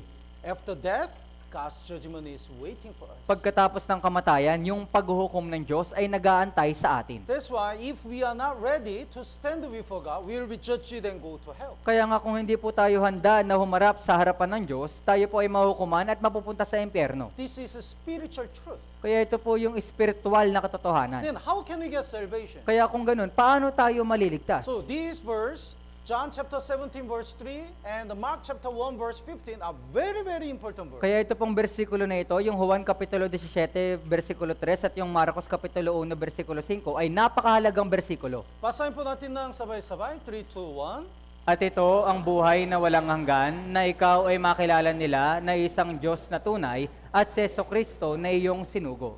So you know, to get the eternal life, get salvation, first thing we have to know is isang Diyos na tunay. Kaya para magkaroon tayo ng buhay na walang hanggan o yung tunay na kaligtasan, kailangan muna nating makilala yung nag-iisang Diyos na tunay. That's why until today, we check the Bible with the evidences. Kaya nga hanggang ngayon, pinag-aralan po natin yung Biblia na may kasamang ebidensya. And when we truly believe that God is alive and Bible is true, we know that God is justice. At kung tayo ay talagang maniniwala na yung Diyos ay buhay at yung Biblia ay totoo, malalaman din natin na yung Diyos ay hukom. We're really afraid to go to hell. At tayo ay matatakot na mapunta ng impyerno. And we really realize that we cannot do anything. At ganun din, ating lubos na maunawaan na wala tayong anumang magagawa. Then rather than any other things in this world, we really desire to get salvation. Kaya sa halip na lahat ng mga bagay dito sa mundo, talagang nanaisin natin na magkaroon ng kaligtasan. That's the repentance. Kaya ito po yung pagsisisi. When we desire to get salvation more than anything in this world,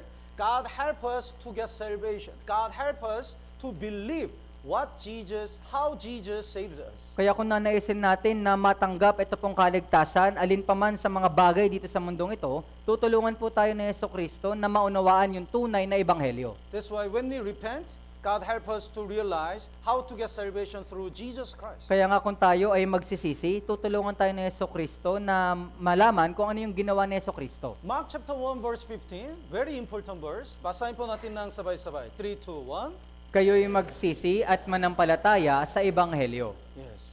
Evangelio means, even though Bible have many verses, there are some special verse talking about salvation. Kaya yung ibig sabihin po ng ebanghelyo, kahit na po maraming bersikulo at nakasulat dito po sa Biblia, meron po ditong special na bersikulo na pumapatungkol sa kaligtasan. It's called the good news, At, evangelio. at yung tawag po dito ay mabuting balita o ebanghelyo. What's the good news for students? Kaya ano ba yung mabuting balita para sa mga estudyante? Oh, everyone knows. Walang pasok.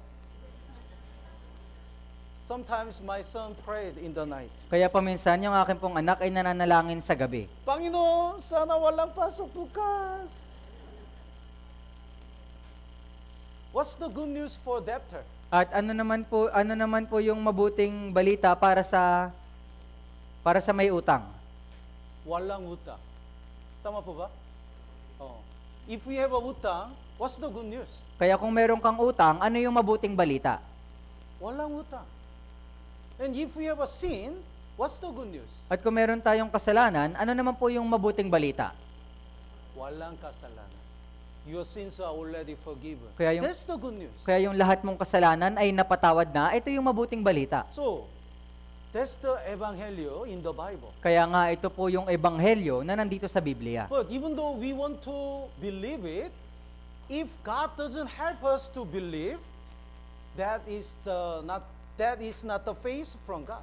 Pero kahit na gusto natin na maniwala dito, kung hindi tayo tutulungan ng Diyos na maniwala dito, ito po ay pananampalataya na hindi galing sa Diyos. Then how can we truly believe the gospel with the help of Holy Spirit? Kaya kung ganun, paano po tayo tunay na maniniwala sa ebanghelyo sa pamagitan ng tulong ng Diyos? Magsisi. Without repentance, we cannot get salvation. Kung wala po yung pagsisisi, hindi po tayo makakatanggap ng kaligtasan. So, more than anything in this world, when we really desire to get salvation, the God help us to truly believe the gospel. Kaya alin pa mang mga bagay dito sa sanlibutan, kung nanaisin natin na magkaroon ng tunay na kaligtasan, tutulungan tayo ng Diyos na maunawaan yung tunay na kaligtasan. But why people don't truly repent? Pero bakit yung mga tao, hindi sila nagkakaroon ng tunay na pagsisisi? So today, we're gonna study the reasons why people don't truly repent. Kaya ngayon, sa oras na ito, pag-aaralan po natin bakit yung mga tao hindi sila nagkakaroon ng tunay na pagsisisi. The first reason is they don't believe the Bible as a word of God. Kaya yung unang rason ay hindi sila naniniwala na yung Biblia ay totoong salita ng Diyos. That's why when the Bible talk about the God's judgment and hell, they are not really afraid. Kaya nga sa tuwing naririnig nila na pinapangaral sa Biblia yung paghukom at yung patungkol sa impyerno, hindi sila natatakot. Oh, I'm gonna go to hell? Okay, I'm gonna go. Ako mapupunta sa impyerno, di okay lang, punta ako dun. I'm Filipino. Pilipino naman ako. I'm already used to with the hot weather. Kaya sanay naman na ako sa mainit na klima. So, the hell, the eternal fire, okay, I'm gonna make him warm. Kaya yung impyerno, yung walang hanggang apoy, sige, gagawin ko iyon, papalamigin ko iyon. If you really believe the Bible, you cannot say that. Kung talagang naniniwala po kayo sa Biblia, hindi nyo po ito masasabi. In the hell, all our body will be burned forever. Doon po sa impyerno, lahat ng parte ng ating katawan ay masusunog walang hanggan. People are not afraid of the God's judgment because they don't truly believe the Bible. Yung mga tao, hindi po sila natatakot sa paghuhukom ng Diyos dahil hindi po sila naniniwala sa Biblia. And second reason why they don't truly repent is because they only focus on the worldly desire. At yung pangalawang rason kung bakit po sila hindi nagkaroon tunay na pagsisisi dahil nakatuon lamang yung kanilang pag-iisip dito sa mga bagay ng sanlibutan. So, basahin po natin ng sabay-sabay, 3, 2, 1. Sinabi ni Jesus sa kanya, may mga lungga ang mga asong gubat at ang mga ibon sa himpapawid ay may mga pugad, ngunit ang anak ng tao ay walang mapagpahingahan ng kanyang ulo. Yes. Jesus said, in your heart, there is no space I can stay. Kaya sinabi po ni Jesus na sa iyong puso, wala akong puwang para makapanatili. Because at that time, the people's heart was full of worldly desire. Dahil nung panahon na ito, yung puso ng mga tao ay punong-puno ng mga makasanlimbutang mga bagay. Some people only focus on how to earn the more money, how to pay the bills, how to get success. Yung mga tao nakatuon lamang yung kanilang pag-iisip, paano kikita ng pera, paano magbabayad ng kanilang mga bayarin, paano sila magtatagumpay sa buhay. So, in their heart, there is no space for Jesus. Kaya sa kanilang puso, walang anumang puwang para kay Hesukristo. And in Mark chapter 4, there are 4 kinds of the ground. At dito po sa Marcos kapitulo 4, meron po ditong 4 na uri ng mga lupa. Then verse 19, would you read? Ngunit ang mga alalahanin ng sanlibutan, ang pang-akit ng mga kayamanan at ang mga pagnanasa sa ibang bagay ay pumasok at sinakal ang salita at ito'y hindi nakapamunga. So, their heart really focus on how to success and enjoy the worldly things. Kaya yung kanilang mga puso nakatuon lamang sa kung paano magtatagumpay sa buhay at sa mga bagay ng sanlibutan. That's why the gospel, evangelio, cannot be planted in their spirit. Kaya nga yung ebanghelyo hindi po maitanim-tanim sa kanilang puso. The John chapter 5 verse 39, basahin po natin ng sabay-sabay. 3, 2, 1. Sinasaliksik ninyo ang mga kasulatan sapagkat iniisip ninyo na sa mga iyon ay mayroon kayong buhay na walang hanggan at iyon ang nagpapatotoo tungkol sa akin. In the Bible, there is the way to get eternal life. Kaya dito po sa Biblia, meron na pong paraan kung paano makakatanggap ng buhay na walang hanggan. Then why people cannot get salvation? Pero bakit yung mga tao hindi pa rin maligtas-ligtas? Because they don't want. Dahil hindi po nila gusto. The verse 40, let's read it together. 3, 2, 1. Subalit, ayaw ninyong lumapit sa akin upang kayo'y magkaroon ng buhay. They want something else more. Kaya gusto po nila ng ibang mga bagay. The verse 44, Bible says, how can you believe? It means, how can God help you to truly believe the gospel? Kaya dito po sa verse 44, paano kayo mananampalataya? Ibig sabihin, sinasabi ng Diyos, paano kayo mananampalataya sa nag-iisang tunay na ebanghelyo? Because they seek the honor from one another. They seek the worldly desire more than God's blessing. Gayong tumatanggap kayo ng kaluwalhatian mula sa isa't isa, ibig sabihin ninanais po nila yung kaluwalhatian sa isa't isa sa halip na yung pagpapala ng Diyos. So here is a lady. Kaya nandito po yung isang babae. Here is a lady. Kaya meron po ditong isang babae. And the one man wants to get married with her. At merong isang lalaki na gusto siyang pakasalan. He is rich. At siya po ay mayaman. And he's handsome and very great. At ganun din po siya po ay pogi at siya ay napakadakila. And she has a boyfriend. Pero meron na po siyang boyfriend. Then, to get married, she has to stop this relationship. At para po maikasal siya sa isang lalaki, kailangan po niyang itigil yung kanyang relasyon sa isang lalaki. Tama po ba? But, she has a lot of utang. Pero ganun din po, yung babae, meron po siyang napakaraming utang. And she needs his money. At kailangan ng babae yung pera ng lalaking ito. So she decided to get married with him. Kaya siya po ay nagdesisyon na magpakasal sa kanya. But she doesn't want to stop the relationship with the boyfriend. Pero ayaw naman niyang itigil yung kanyang relasyon dun sa kanyang boyfriend. Then can they marry? Kaya kung ganun, maaari ba silang magpakasal? No. Maybe in this world, she can deceive this man and secretly they can get married. Kaya maaari dito po sa sanlibutan, kaya po niyang dayain lalaking ito at nang patago, pwede silang magpakasal. But God exactly knows our heart. Pero yung Diyos, alam na alam niya yung eksakto kung ano yung nasa ating puso. So, we have many sins. Kaya meron po tayong napakaraming kasalanan. So, we are afraid to go to hell. At tayo po ay mapupunta sa impyerno. We want to go to heaven. Pero gusto po nating pumunta sa langit. But, some people don't want to change their lifestyle and don't want to stop the sin. Pero yung ibang tao, ayaw po nilang baguhin yung kanilang pamumuhay, ayaw po nilang itigil yung kanilang kasalanan. Still, they want to enjoy the whole world and they want to get salvation. Gusto pa rin nilang enjoyin yung buong sanlibutan at gusto rin nilang maligtas. It's not true repentance. Kaya sa ganitong kaso, hindi po ito tunay na pagsisisi. It means they are not serious. Kaya ibig sabihin, sila po ay hindi seryoso. If we are really serious about going to hell, more than anything in this world, we really desire to get salvation. Kung talagang tayo ay seryoso na tayo mapupunta sa impyerno, sa halip na yung mga bagay ng sanlibutan, nanaisin natin na magkaroon ng tunay na kaligtasan. So because of the worldly desire, people don't truly repent. Dahil po sa mga pagnanasa ng mga bagay sa sanlibutan, hindi po nagagawa ng mga tao na magkaroon ng tunay na pagsisisi. And number 3 is also very important. At ganoon din po, yung pangatlo ay napaka-importante.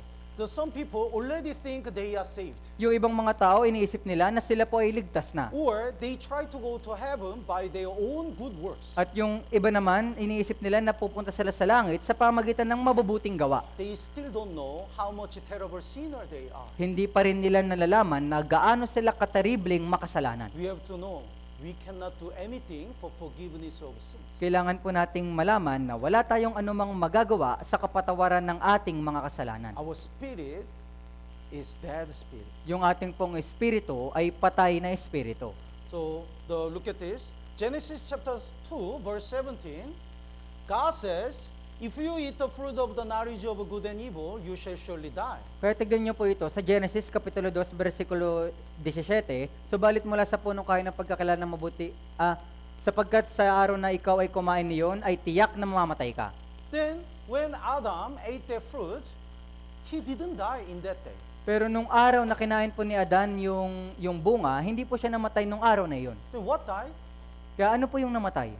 Yes, not the flesh, but spirit. Kaya hindi po yung katawan, kundi yung espiritu. True meaning of the death in the Bible is disconnection, separation. Kaya yung totoo pong kahulugan ng kamatayan sa Biblia ay pagkahiwalay. So when the line is disconnected, we can say, this line is dead. Kaya kapag yung linya, di ba, kapag yung linya ay naghiwalay, masasabi natin na yung linyang ito ay patay. John chapter 4 verse 24 says, God is a spirit. Kaya sinasabi po sa Juan Kapitulo 4, versikulo 24, yung Diyos ay espiritu. And God gave the spirit to Adam. At yung espiritu ay binigay ng Diyos kay Adan. So through the spirit to spirit, they had a fellowship. Kaya sa pamagitan ng espiritu sa espiritu, nagkakaroon po sila ng pakikisama. But when Adam committed sin, the Adam is separated from God. Pero simula na makagawa ng kasalanan si Adan, mula nung araw na iyon, nahiwalay na si Adan sa Diyos. That's why the spirit is dead, dead spirit. Kaya nga yung kanyang espiritu ay namatay at ito ay naging patay na espiritu. So Ephesians chapter 2 verse 1 clearly says, because of our sins,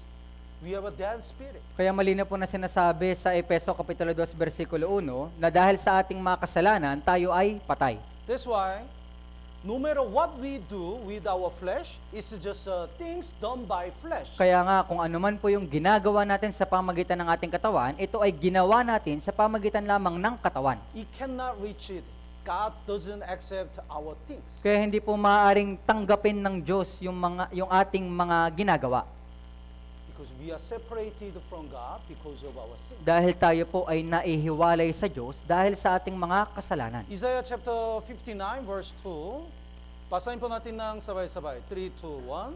Ngunit pinaghiwalayan ng inyong mga kasamaan, kayo at ang inyong Diyos, at ang inyong mga kasalanan ay siyang nagkubli ng kanyang mukha sa inyo, ano pat siya'y hindi nakikinig. Yes. Because of our sin, we are separated from God. Kaya dahil po sa ating mga kasalanan, tayo po ay naihiwalay sa Diyos. That's why no matter what we do with our flesh, it's just a flesh. Kaya nga anumang ating ginagawa sa pamagitan ng ating katawan, ito ay ginawa lamang natin sa ating katawan. We help other people with our flesh. Kaya tinutulungan natin ng ibang tao sa ating katawan. We pray with our flesh. Kaya nanalangin tayo sa pamagitan ng ating katawan. We attend the church with our flesh. Tayo ay pumupunta sa church sa pamagitan ng ating katawan. So until all our sins are forgiven, it's just things done by flesh. Kaya hanggang sa mapatawad yung lahat nating mga kasalanan, lahat ng ating ginagawa ay ginagawa lamang natin sa ating katawan. So God doesn't accept anything from us. At yung mga bagay na ito ay hindi tinatanggap ng Diyos. John chapter 3 verse 6 and 7. Basahin po natin ng sabay-sabay. 3, 2, 1. Ang ipinanganak ng laman ay laman, at ang ipinanganak ng espiritu ay espiritu. Huwag kang magtaka na aking sinabi sa iyo, kailangan kayo'y ipanganak na muli. That which is born of the flesh is just a flesh. Kaya sinabi, ang ipinanganak ng laman ay laman. So even though you pray a lot and offer the money, it's all things done by flesh. Kaya kahit na nananalangin ka ng palagi at nag-offering ka ng marami, yung mga bagay na ito ay ginawa mo lamang sa pamagitan ng iyong katawan. Pastor, I sacrifice a lot for the Lord. Kaya pastor, ako ay nagsakripisyo ng napakaraming bagay para sa Diyos. But you still have a sin. Pero meron ka pa rin kasalanan.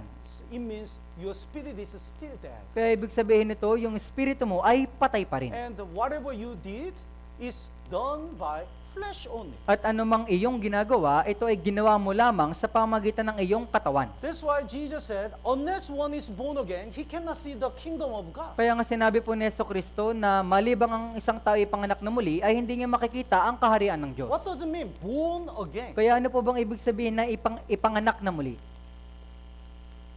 It's not transferring from Roman Catholic Church to born again church. Kaya hindi po ito yung paglipat mula sa Katoliko at sa born again church.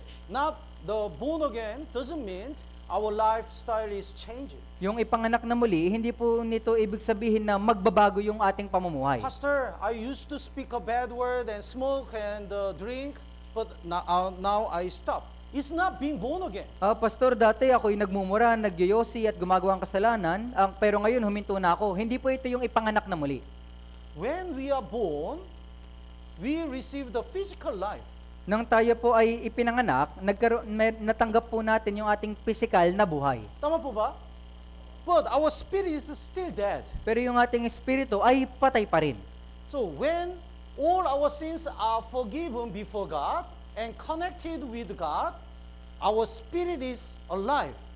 Kaya nga kapag yung lahat nating mga kasalanan ay napatawad na at tayo ay naging konektado na sa Diyos, yung ating espiritu ay muling mabubuhay. So like we receive the physical life, we have to receive the spiritual life. That's the being born again. Kaya kung paanong natanggap natin yung physical na buhay, kailangan din po nating matanggap yung spiritual na buhay. Ito po yung ibig sabihin ng ipanganak na muli. It means without forgiveness of all our sins, we cannot be born again. Kaya ibig sabihin po nito na kung walang kapatawaran ng lahat nating mga kasalanan, hindi po tayo maaaring ipanganak na muli.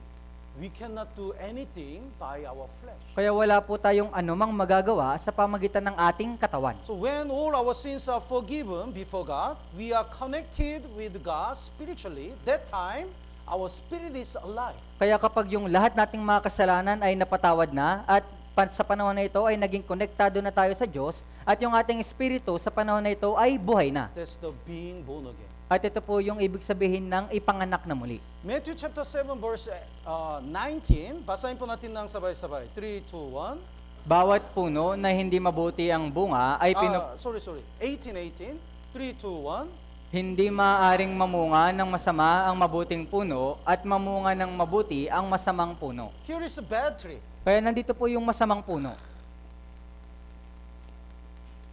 And he is surrounded with a good tree. At napapaligiran po siya ng mga mabubuting puno.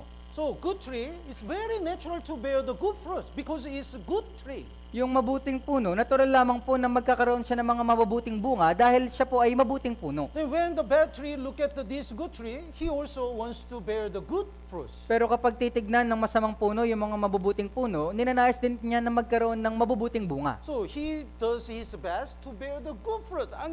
I have to read the Bible. Kaya ginagawa niya yung lahat niyang makakaya para makapamunga ng mga mabubuting bunga na sinasabi niya, kailangan ko magbasa ng Biblia. I have to stop the sin. Kaya kailangan kong ihinto yung kasalanan ko. I have to attend the church. Kaya kailangan kong umattend sa church.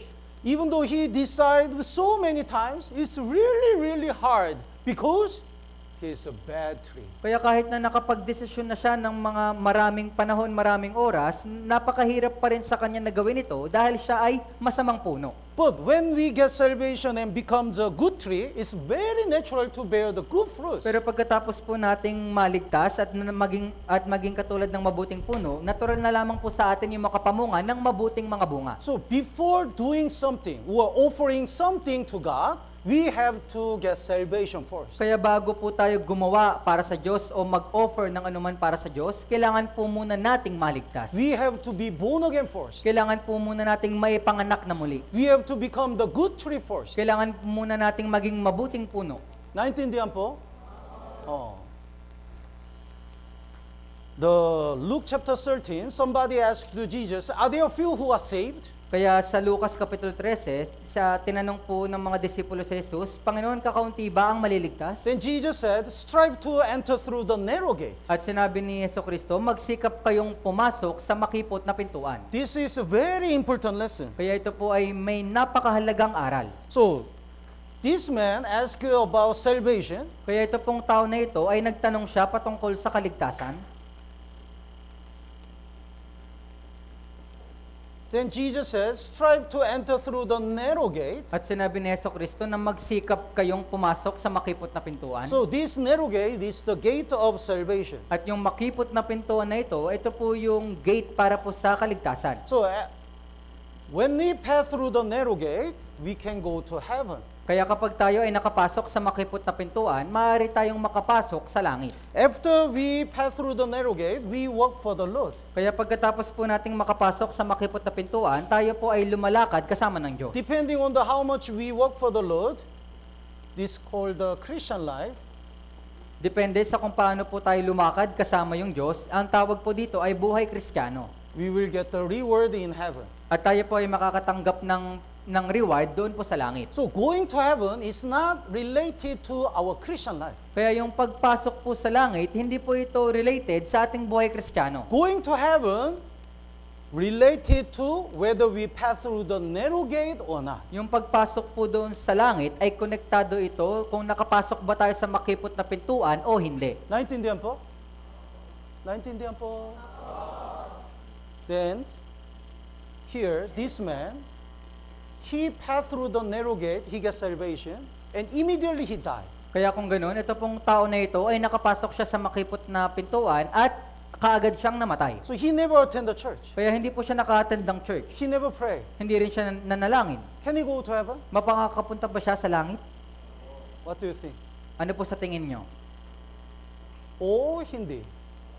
O he goes to heaven. Kaya siya po ay mapupunta sa langit. Because he passed through the narrow gate. He got salvation. Dahil siya po ay pumasok sa makipot na pintuan, siya po ay naligtas. But he didn't do anything after salvation. Pero hindi po siya nakagawa ng anuman pagkatapos ng kaligtasan. That's why he doesn't have any reward in heaven. Kaya kung magkaganon, wala po siyang anumang gantimpala doon sa langit. And here is another man. He passed through the narrow gate. At nandito naman po yung isang tao, siya po ay nakapasok sa makipot na pintuan. And he worked for the Lord for 5 years. At siya po ay lumakad sa Diyos sa loob ng 5 taon. Can he go to heaven? Siya po ay makakapasok ba sa langit? Yes. Not because of his 5 years Christian life, but because he passed through the narrow gate. He got salvation. Kaya oo, makakapasok siya sa langit, hindi dahil sa meron siyang 5 taon ng buhay Kristiyano, kundi dahil pumasok siya sa makipot na pintuan. And about 5 years Christian life, he will receive the reward in heaven. At dahil dun po sa kanyang 5 taon na pamumuhay Kristiyano, siya po ay makakatanggap ng gantimpala sa langit. But John chapter 10 verse 1, there is some people who climb up the gate. Pero sinasabi po sa Juan Kapitulo 10, versikulo 1, merong mga ilang tao na umakyat sa pintuan. He doesn't pass the narrow gate. Kaya hindi po siya pumasok sa makipot na pintuan. Without getting salvation, he just jump up and start to attend the church. Nang hindi po niya natatanggap yung kaligtasan, siya po ay tumalon at nagsimulang mag-attend sa church. And for 5 years, he attend the church. At sa loob ng 5 taon, siya po ay nag-a-attend na sa church. He always praise the Lord. Kaya palagi po niyang pinupuri yung Diyos. Can he go to heaven? Kaya makakapasok ba siya sa langit? Can he go to heaven? Makakapasok ba siya sa langit? No. Because he never gets salvation. Dahil po hindi siya nagkaroon ng kaligtasan. This man, he climbed up and attend the church for 50 years. Yung taong ito naman, siya din po ay umakyat at umattend sa church sa loob ng 50 years. He became a pastor. Kaya siya din po ay naging pastor na. So his voice sounds very holy. Kaya yung kanyang pananalita ay napakabanal. Magandang gabi po. He walked very holy. At siya din po ay naglalakad ng napakabanal. Can he go to heaven? Kaya siya po ba ay mapupunta sa langit? No. Kaya hindi po. Because he never passed through the narrow gate. He Dahil- never gets salvation. Dahil hindi po siya pumasok sa makipot na pintuan, hindi po siya kailanman naligtas. So these people are written in the Bible. Kaya yung mga tao na ito ay nakasulat po sa Biblia. Here, the Matthew chapter 7 verse 21. Basahin po natin ng sabay-sabay. 3, 2, 1. Hindi lahat ng nagsasabi sa akin, Panginoon, Panginoon, ay papasok sa kaharian ng langit, kundi ang gumaganap ng kalooban ng aking Ama na nasa langit. So they call Jesus Panginoon, Panginoon. Kaya tinatawag po nila sa Jesucristo bilang Panginoon, Panginoon. But Jesus said, not everyone will go to heaven. Pero sinabi po ni Jesucristo na hindi lahat ay makakapasok sa langit. So when they stand before God, God will check whether they really get salvation exactly according to the Bible. Kaya kapag tayo ay tumayo na sa harapan ng Diyos, susuriin po ng Diyos kung tayo ba talaga ay naligtas sa pamamagitan ng Biblia. God will not check their work. Hindi po susuriin ng Diyos yung kanilang mga gawa. Because we cannot go to heaven by our work. Dahil hindi po tayo makakapunta sa langit sa pamamagitan ng ating mga gawa. Well, verse 22, basahin po natin ng sabay-sabay. 3, 2, 1. Sa araw na iyon ay marami ang magsasabi sa akin, Panginoon, Panginoon, hindi ba nagpropesiya kami sa iyong pangalan at nagpalayas ng mga demonyo sa iyong pangalan at sa iyong pangalan ay gumawa kami ng maraming gawang makapangyarihan? So these people, they don't know how to pass the narrow gate, how to get salvation. Kaya yung mga tao na ito, hindi nila alam kung paano makapasok sa makipot na pintuan, hindi nila alam kung paano maligtas. That's why only one thing they can mention is their work. Kaya nga isang bagay lang na maaari nilang masabi ay yung kanilang mga ginawa. Panginoon, we prophesied in your name. We cast out demons in your name. We did many wonders in your name. Kaya Panginoon, nagpalayas kami ng mga demonyo sa iyong pangalan. Gumawa kami ng mga maraming gawang makapangyarihan sa iyong pangalan. Then next verse. Next verse. Verse 23. Basahin po natin ng sabay-sabay. 3, 2, 1. At kung magkagayon ay pahayag ko sa kanila, hindi ko kayo kilala kailanman, lumayo kayo sa akin, kayong mga gumagawa ng kasamaan. Yes, I never knew you. Kaya hindi ko kayo kilala kailanman. It means, have you passed through the narrow gate? Kaya ibig sabihin, pumasok ka ba sa makipot na pintuan? Have you got salvation? Ikaw ba ay naligtas? Or you just start to attend the church? O nagsimula ka lang na umattend lang sa church? Otherwise, I never knew you. Kaya kung hindi, hindi kita kilala. One student really want to enter the UP. Kaya merong isang estudyante, ninanais niya talaga na pumasok sa UP. But he failed. Pero siya po ay bumagsak. He failed again. At bumagsak ulit. So he changed the plan. Kaya binago niya yung kanyang plano. Even though I don't pass the entrance exam, I'm gonna study in UP. Kaya kahit hindi ako pumasa sa entrance exam, ako ay mag-aaral pa rin sa UP. So every morning, he study in UP. Kaya tuwing umaga, siya po ay nag-aaral doon sa UP. He bought the UP jacket. Bumili rin siya ng jacket ng UP. UP! He wear the UP cap. At ganun din, nagsuot din siya ng sombrero ng UP. UP! So he looks like a too much UP student. Kaya pag titignan mo siya, mukha talaga siyang estudyante ng UP. Then after 4 years, can he receive the diploma? At pagkatapos po ng 4 na taon, siya po ba'y makakatanggap ng diploma? No. Because he never been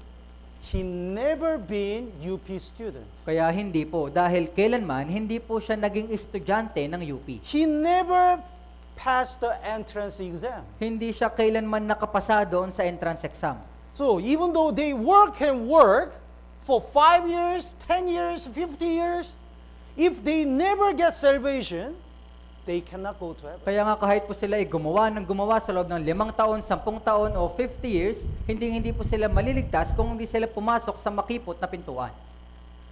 Pastor, I believe I'm gonna go to heaven. Kaya pastor, naniniwala naman ako mapupunta ako sa langit. But it can be your own belief. Pero maaari po itong maging sariling paniniwala mo lamang. This verse, basahin po natin ng sabay-sabay. 3, 2, 1. Subalit ngayong nakikilala na ninyo ang Diyos o sa halip ay kinikilala na kayo ng Diyos. Like we know God, God also should know us. Kaya kung paano nakikilala natin yung Diyos, dapat kilala rin tayo ng Diyos. Even though we think we know God and we believe we can go to heaven, if God doesn't allow, if that faith is not the faith from God or faith that God accepts, we cannot go to heaven. Kaya kahit po na naniniwala tayo sa Diyos at naniniwala tayo makakapasok sa langit, kung yung pananampalataya na ito ay hindi galing sa Diyos, hindi po tayo makakapunta sa langit. Today I'm gonna tell you the secret. Kaya ngayon, ako po yung magsasabi sa inyo ng sikreto. Actually, I know Coco Martin. Sa katunayan, kilala ko po si Coco Martin. I know Coco Martin. Kaya kilala ko po si Coco Martin. You don't get surprised? Kaya hindi po ba kayo nagulat? I know Coco Martin. Kaya kilala ko po si Coco Martin. But problem is he doesn't know me. Pero ang problema, hindi niya po ako kilala. So, I think I know Coco Martin, so I visit his house. Kaya sa tingin ko, kilala ko si Coco Martin, kaya bumisita ako sa kanyang bahay. Coco Martin, I know you. Kaya Coco Martin, kilala kita. I want to live in your house. Kaya gusto kong tumira sa bahay mo. Then he will say, who are you? Kaya sasabihin niya pag magaganon, sino ka? How did you come in? Paano ka nakapasok? Get away from me. Kaya umalis ka sa harapan ko. I can say, I know you. Kaya pwede kong masabi na kilala kita. I look at you in the TV. Nakikita kita sa TV. I joined your concert. Kaya pupunta ako sa mga concert mo. He says, I don't know you. At sasabihin pa rin niya, hindi kita kilala. Depart from me. Kaya umalis ka sa harapan ko. Many people think they believe in God and they know God. Kaya maraming mga tao tingin nila sila ay naniniwala sa Diyos at kilala nila yung Diyos. But if God doesn't know them, they cannot go to heaven. Pero kung hindi po sila kilala ng Diyos, hindi po sila makikilala ng Diyos.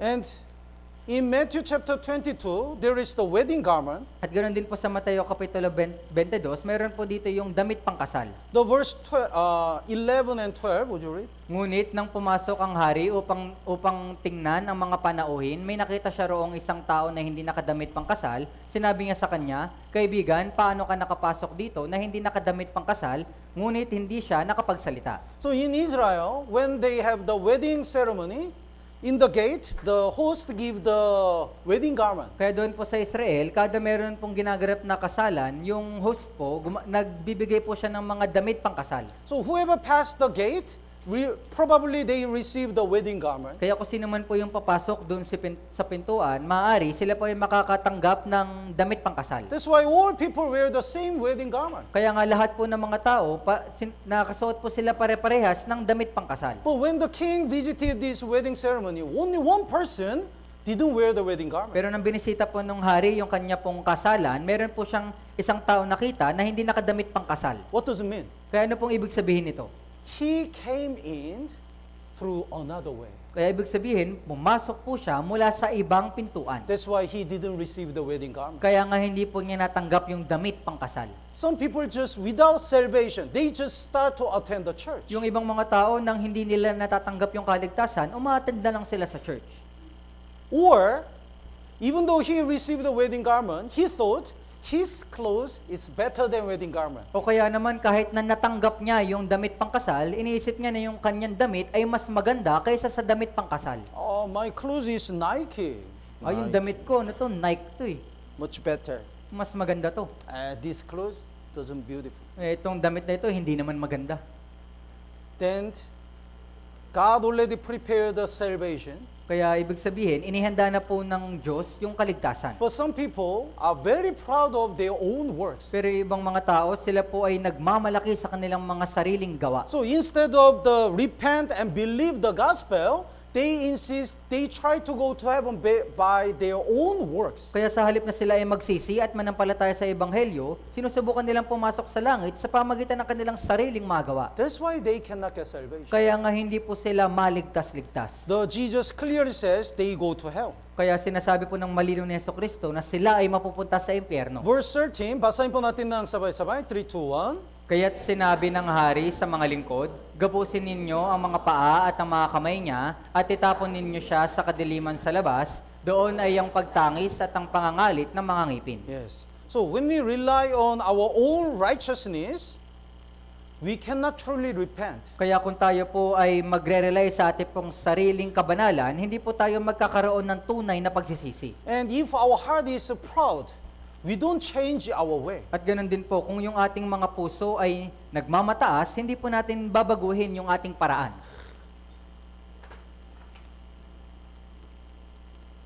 Here is jeepney. Kaya nandito po yung isang jeep. And this way is Quezon. At yung daan po na ito ay papuntang Quezon. This way is where? Pasig. At ito naman pong isang daan ay papuntang Pasig. And I want to go to Pasig. Kaya ako gusto kong pumunta sa Pasig. I want to go to Quezon. Gusto kong pumunta sa Quezon. And when I take a jeepney, all the passengers said they go to Pasig. At nung ako ay sumakay sa jeep, lahat po ng mga pasahero doon, sinasabi nila na pupunta silang Pasig. Oh? Where will you go to Pasig? I want to go to Quezon. Pupunta kayo ng Pasig? Kaya ako gusto kong pumunta sa Quezon. So I asked the driver, where do you go? Kaya tinanong niya yung driver, sinabi niya na, saan ka papunta? I'm going to Pasig. Kaya ako ay pupunta sa Pasig. Huh? I want to go to Quezon. Kaya ako pupunta ako ng Quezon eh. Then driver says, no, you take a wrong jeepney. At kung magkaganon, sasabihin po ng driver, nakasakay ka sa maling jeep. You have to take another jeepney. Kailangan mo ulit sumakay sa isa pang jeep. But he's stubborn. Pero siya po ay matigas ang ulo. Once I go to Quezon, I go to Quezon. Hindi, pag sinabi kong pupunta ako sa Quezon, pupunta ako ng Quezon. So he doesn't change the jeepney. Kaya hindi po siya nagpalit ng jeep. Then does he arrive the Quezon or Pasig? Kaya kung magkaganon, siya po ba ay makakapunta sa Quezon o sa Pasig?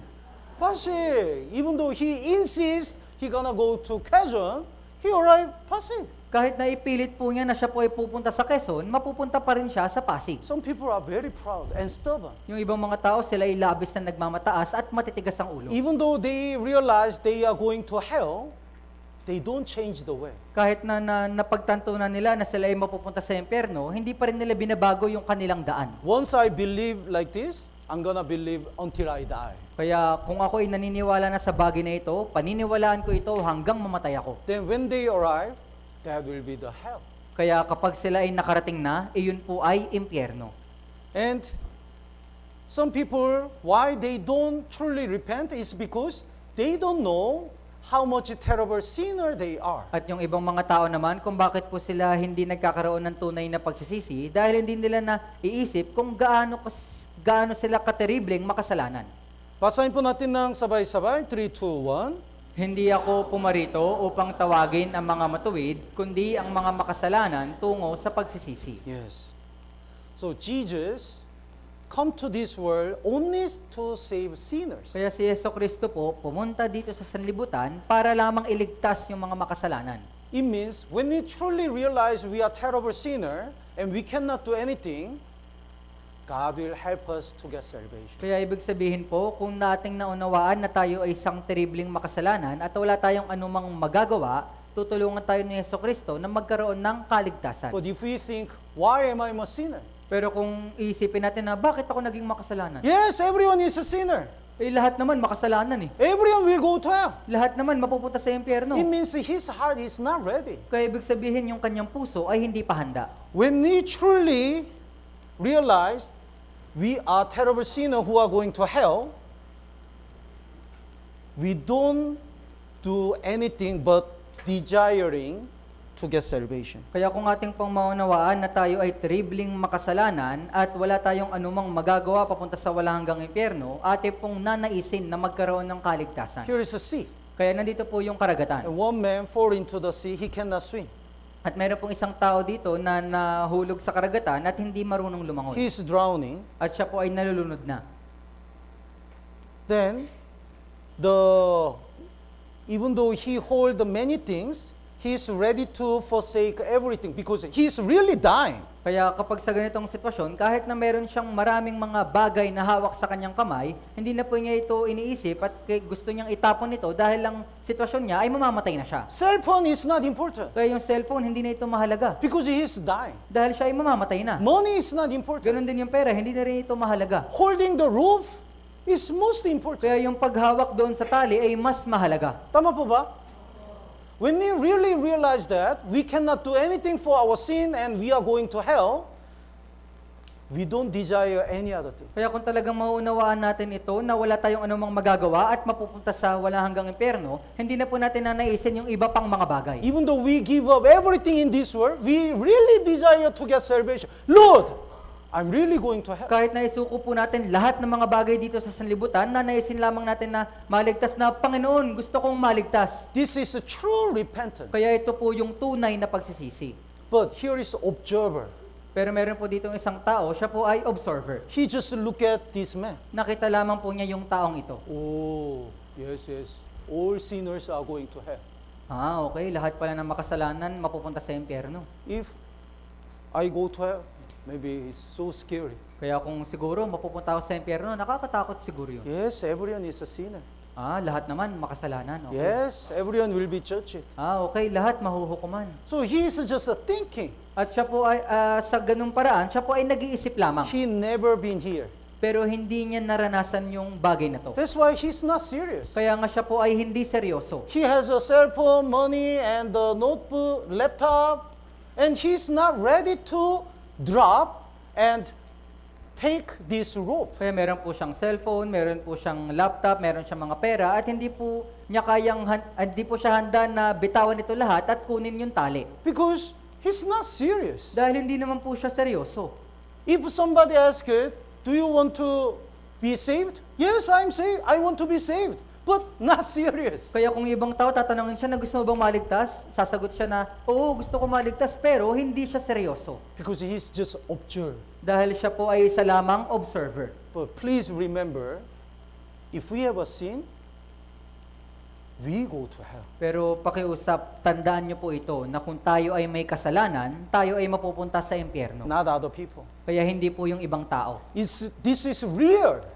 Kaya ito po ay totoo. The Bible never talk about the lie or joke. Yung Biblia, kailanman hindi siya nagsalita ng kasinungalingan o ng biro. Whatever Bible says, everything is achieved. Ano man yung sinasabi ng Biblia, lahat ng nakasulat dito ay naisa sa katuparan. So once Bible says we will be judged and go to hell, we go to hell. Really? Kaya kung sabihin ng Biblia na tayo ay huhukuman at mapupunta sa impyerno, tayo po ay mapupunta sa impyerno at huhukuman ng totoo. That's why we have to desire to get salvation more than anything in this world. Kaya nga kailangan po natin na naisin na magkaroon ng tunay na kaligtasan sa halip na yung mga bagay sa sanlibutan. This is today last verse. Basahin po natin ng sabay-sabay. 3, 2, 1. Hahanapin ninyo ako at matatagpuan kapag hinanap ninyo ako ng inyong buong puso. Yes. It means, if we don't desire to get salvation with all our heart, we cannot find the salvation. Kaya ibig sabihin, kung hindi po natin nanaisin na magkaroon ng kaligtasan mula sa ating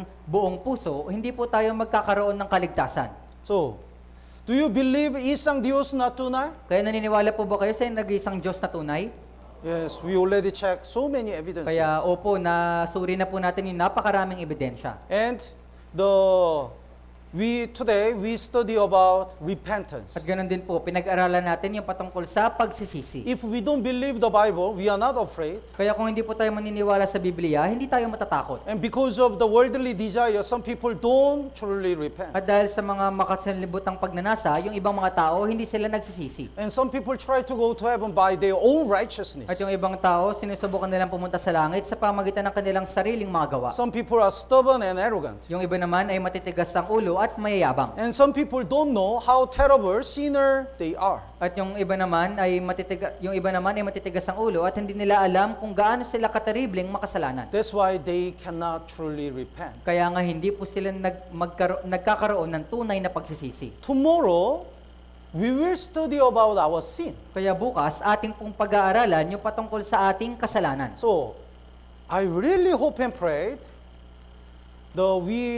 you carefully listen the last two sessions, tomorrow and the day after tomorrow. Kaya ako po talaga ay labis na umaasa at nananalangin na mas mag-iingat kayo at mas makikinig ng mabuti sa ating session bukas at sa Biyernes. Because tomorrow and the session 4 and 5 are most important sessions. Dahil po yung session 4 at yung session 5, ito po yung napakahalagang session. We don't know when to die. Kaya hindi po natin alam kung kailan tayo mamamatay. Look at this. Tignan niyo po ito.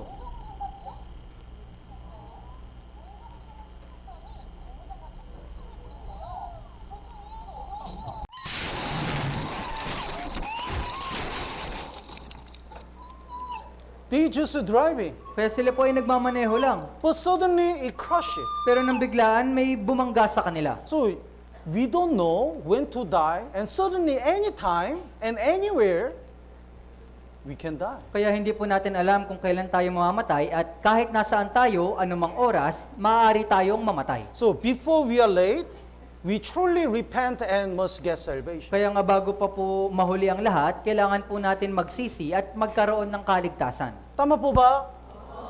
Tama po ba? So, today's last message. Makita-kita po tayo? Bukas. Let's pray together. Kaya tayo pong lahat ay manalangin. Our Heavenly and Merciful Father God, thank you for giving us precious time to study your word. Ama naming mahabagin na nasa langit, maraming salamat po sa pagbibigay sa amin ng oras na pag-aralan ang iyong salita. Please help us to truly repent and get salvation. Pakiusap, tulungan mo po kami na magkaroon ng tunay na pagsisisi at maligtas. We commit the last two sessions in your mighty hands. We pray in the name of Jesus Christ. Pinagkakatiwala po namin yung lahat ng natitirang dalawang session sa iyong makapangyarihang kamay. Ito po yung aming dalangin sa pangalan ni Yesu Kristo. Amen. Amen. Maraming salamat po.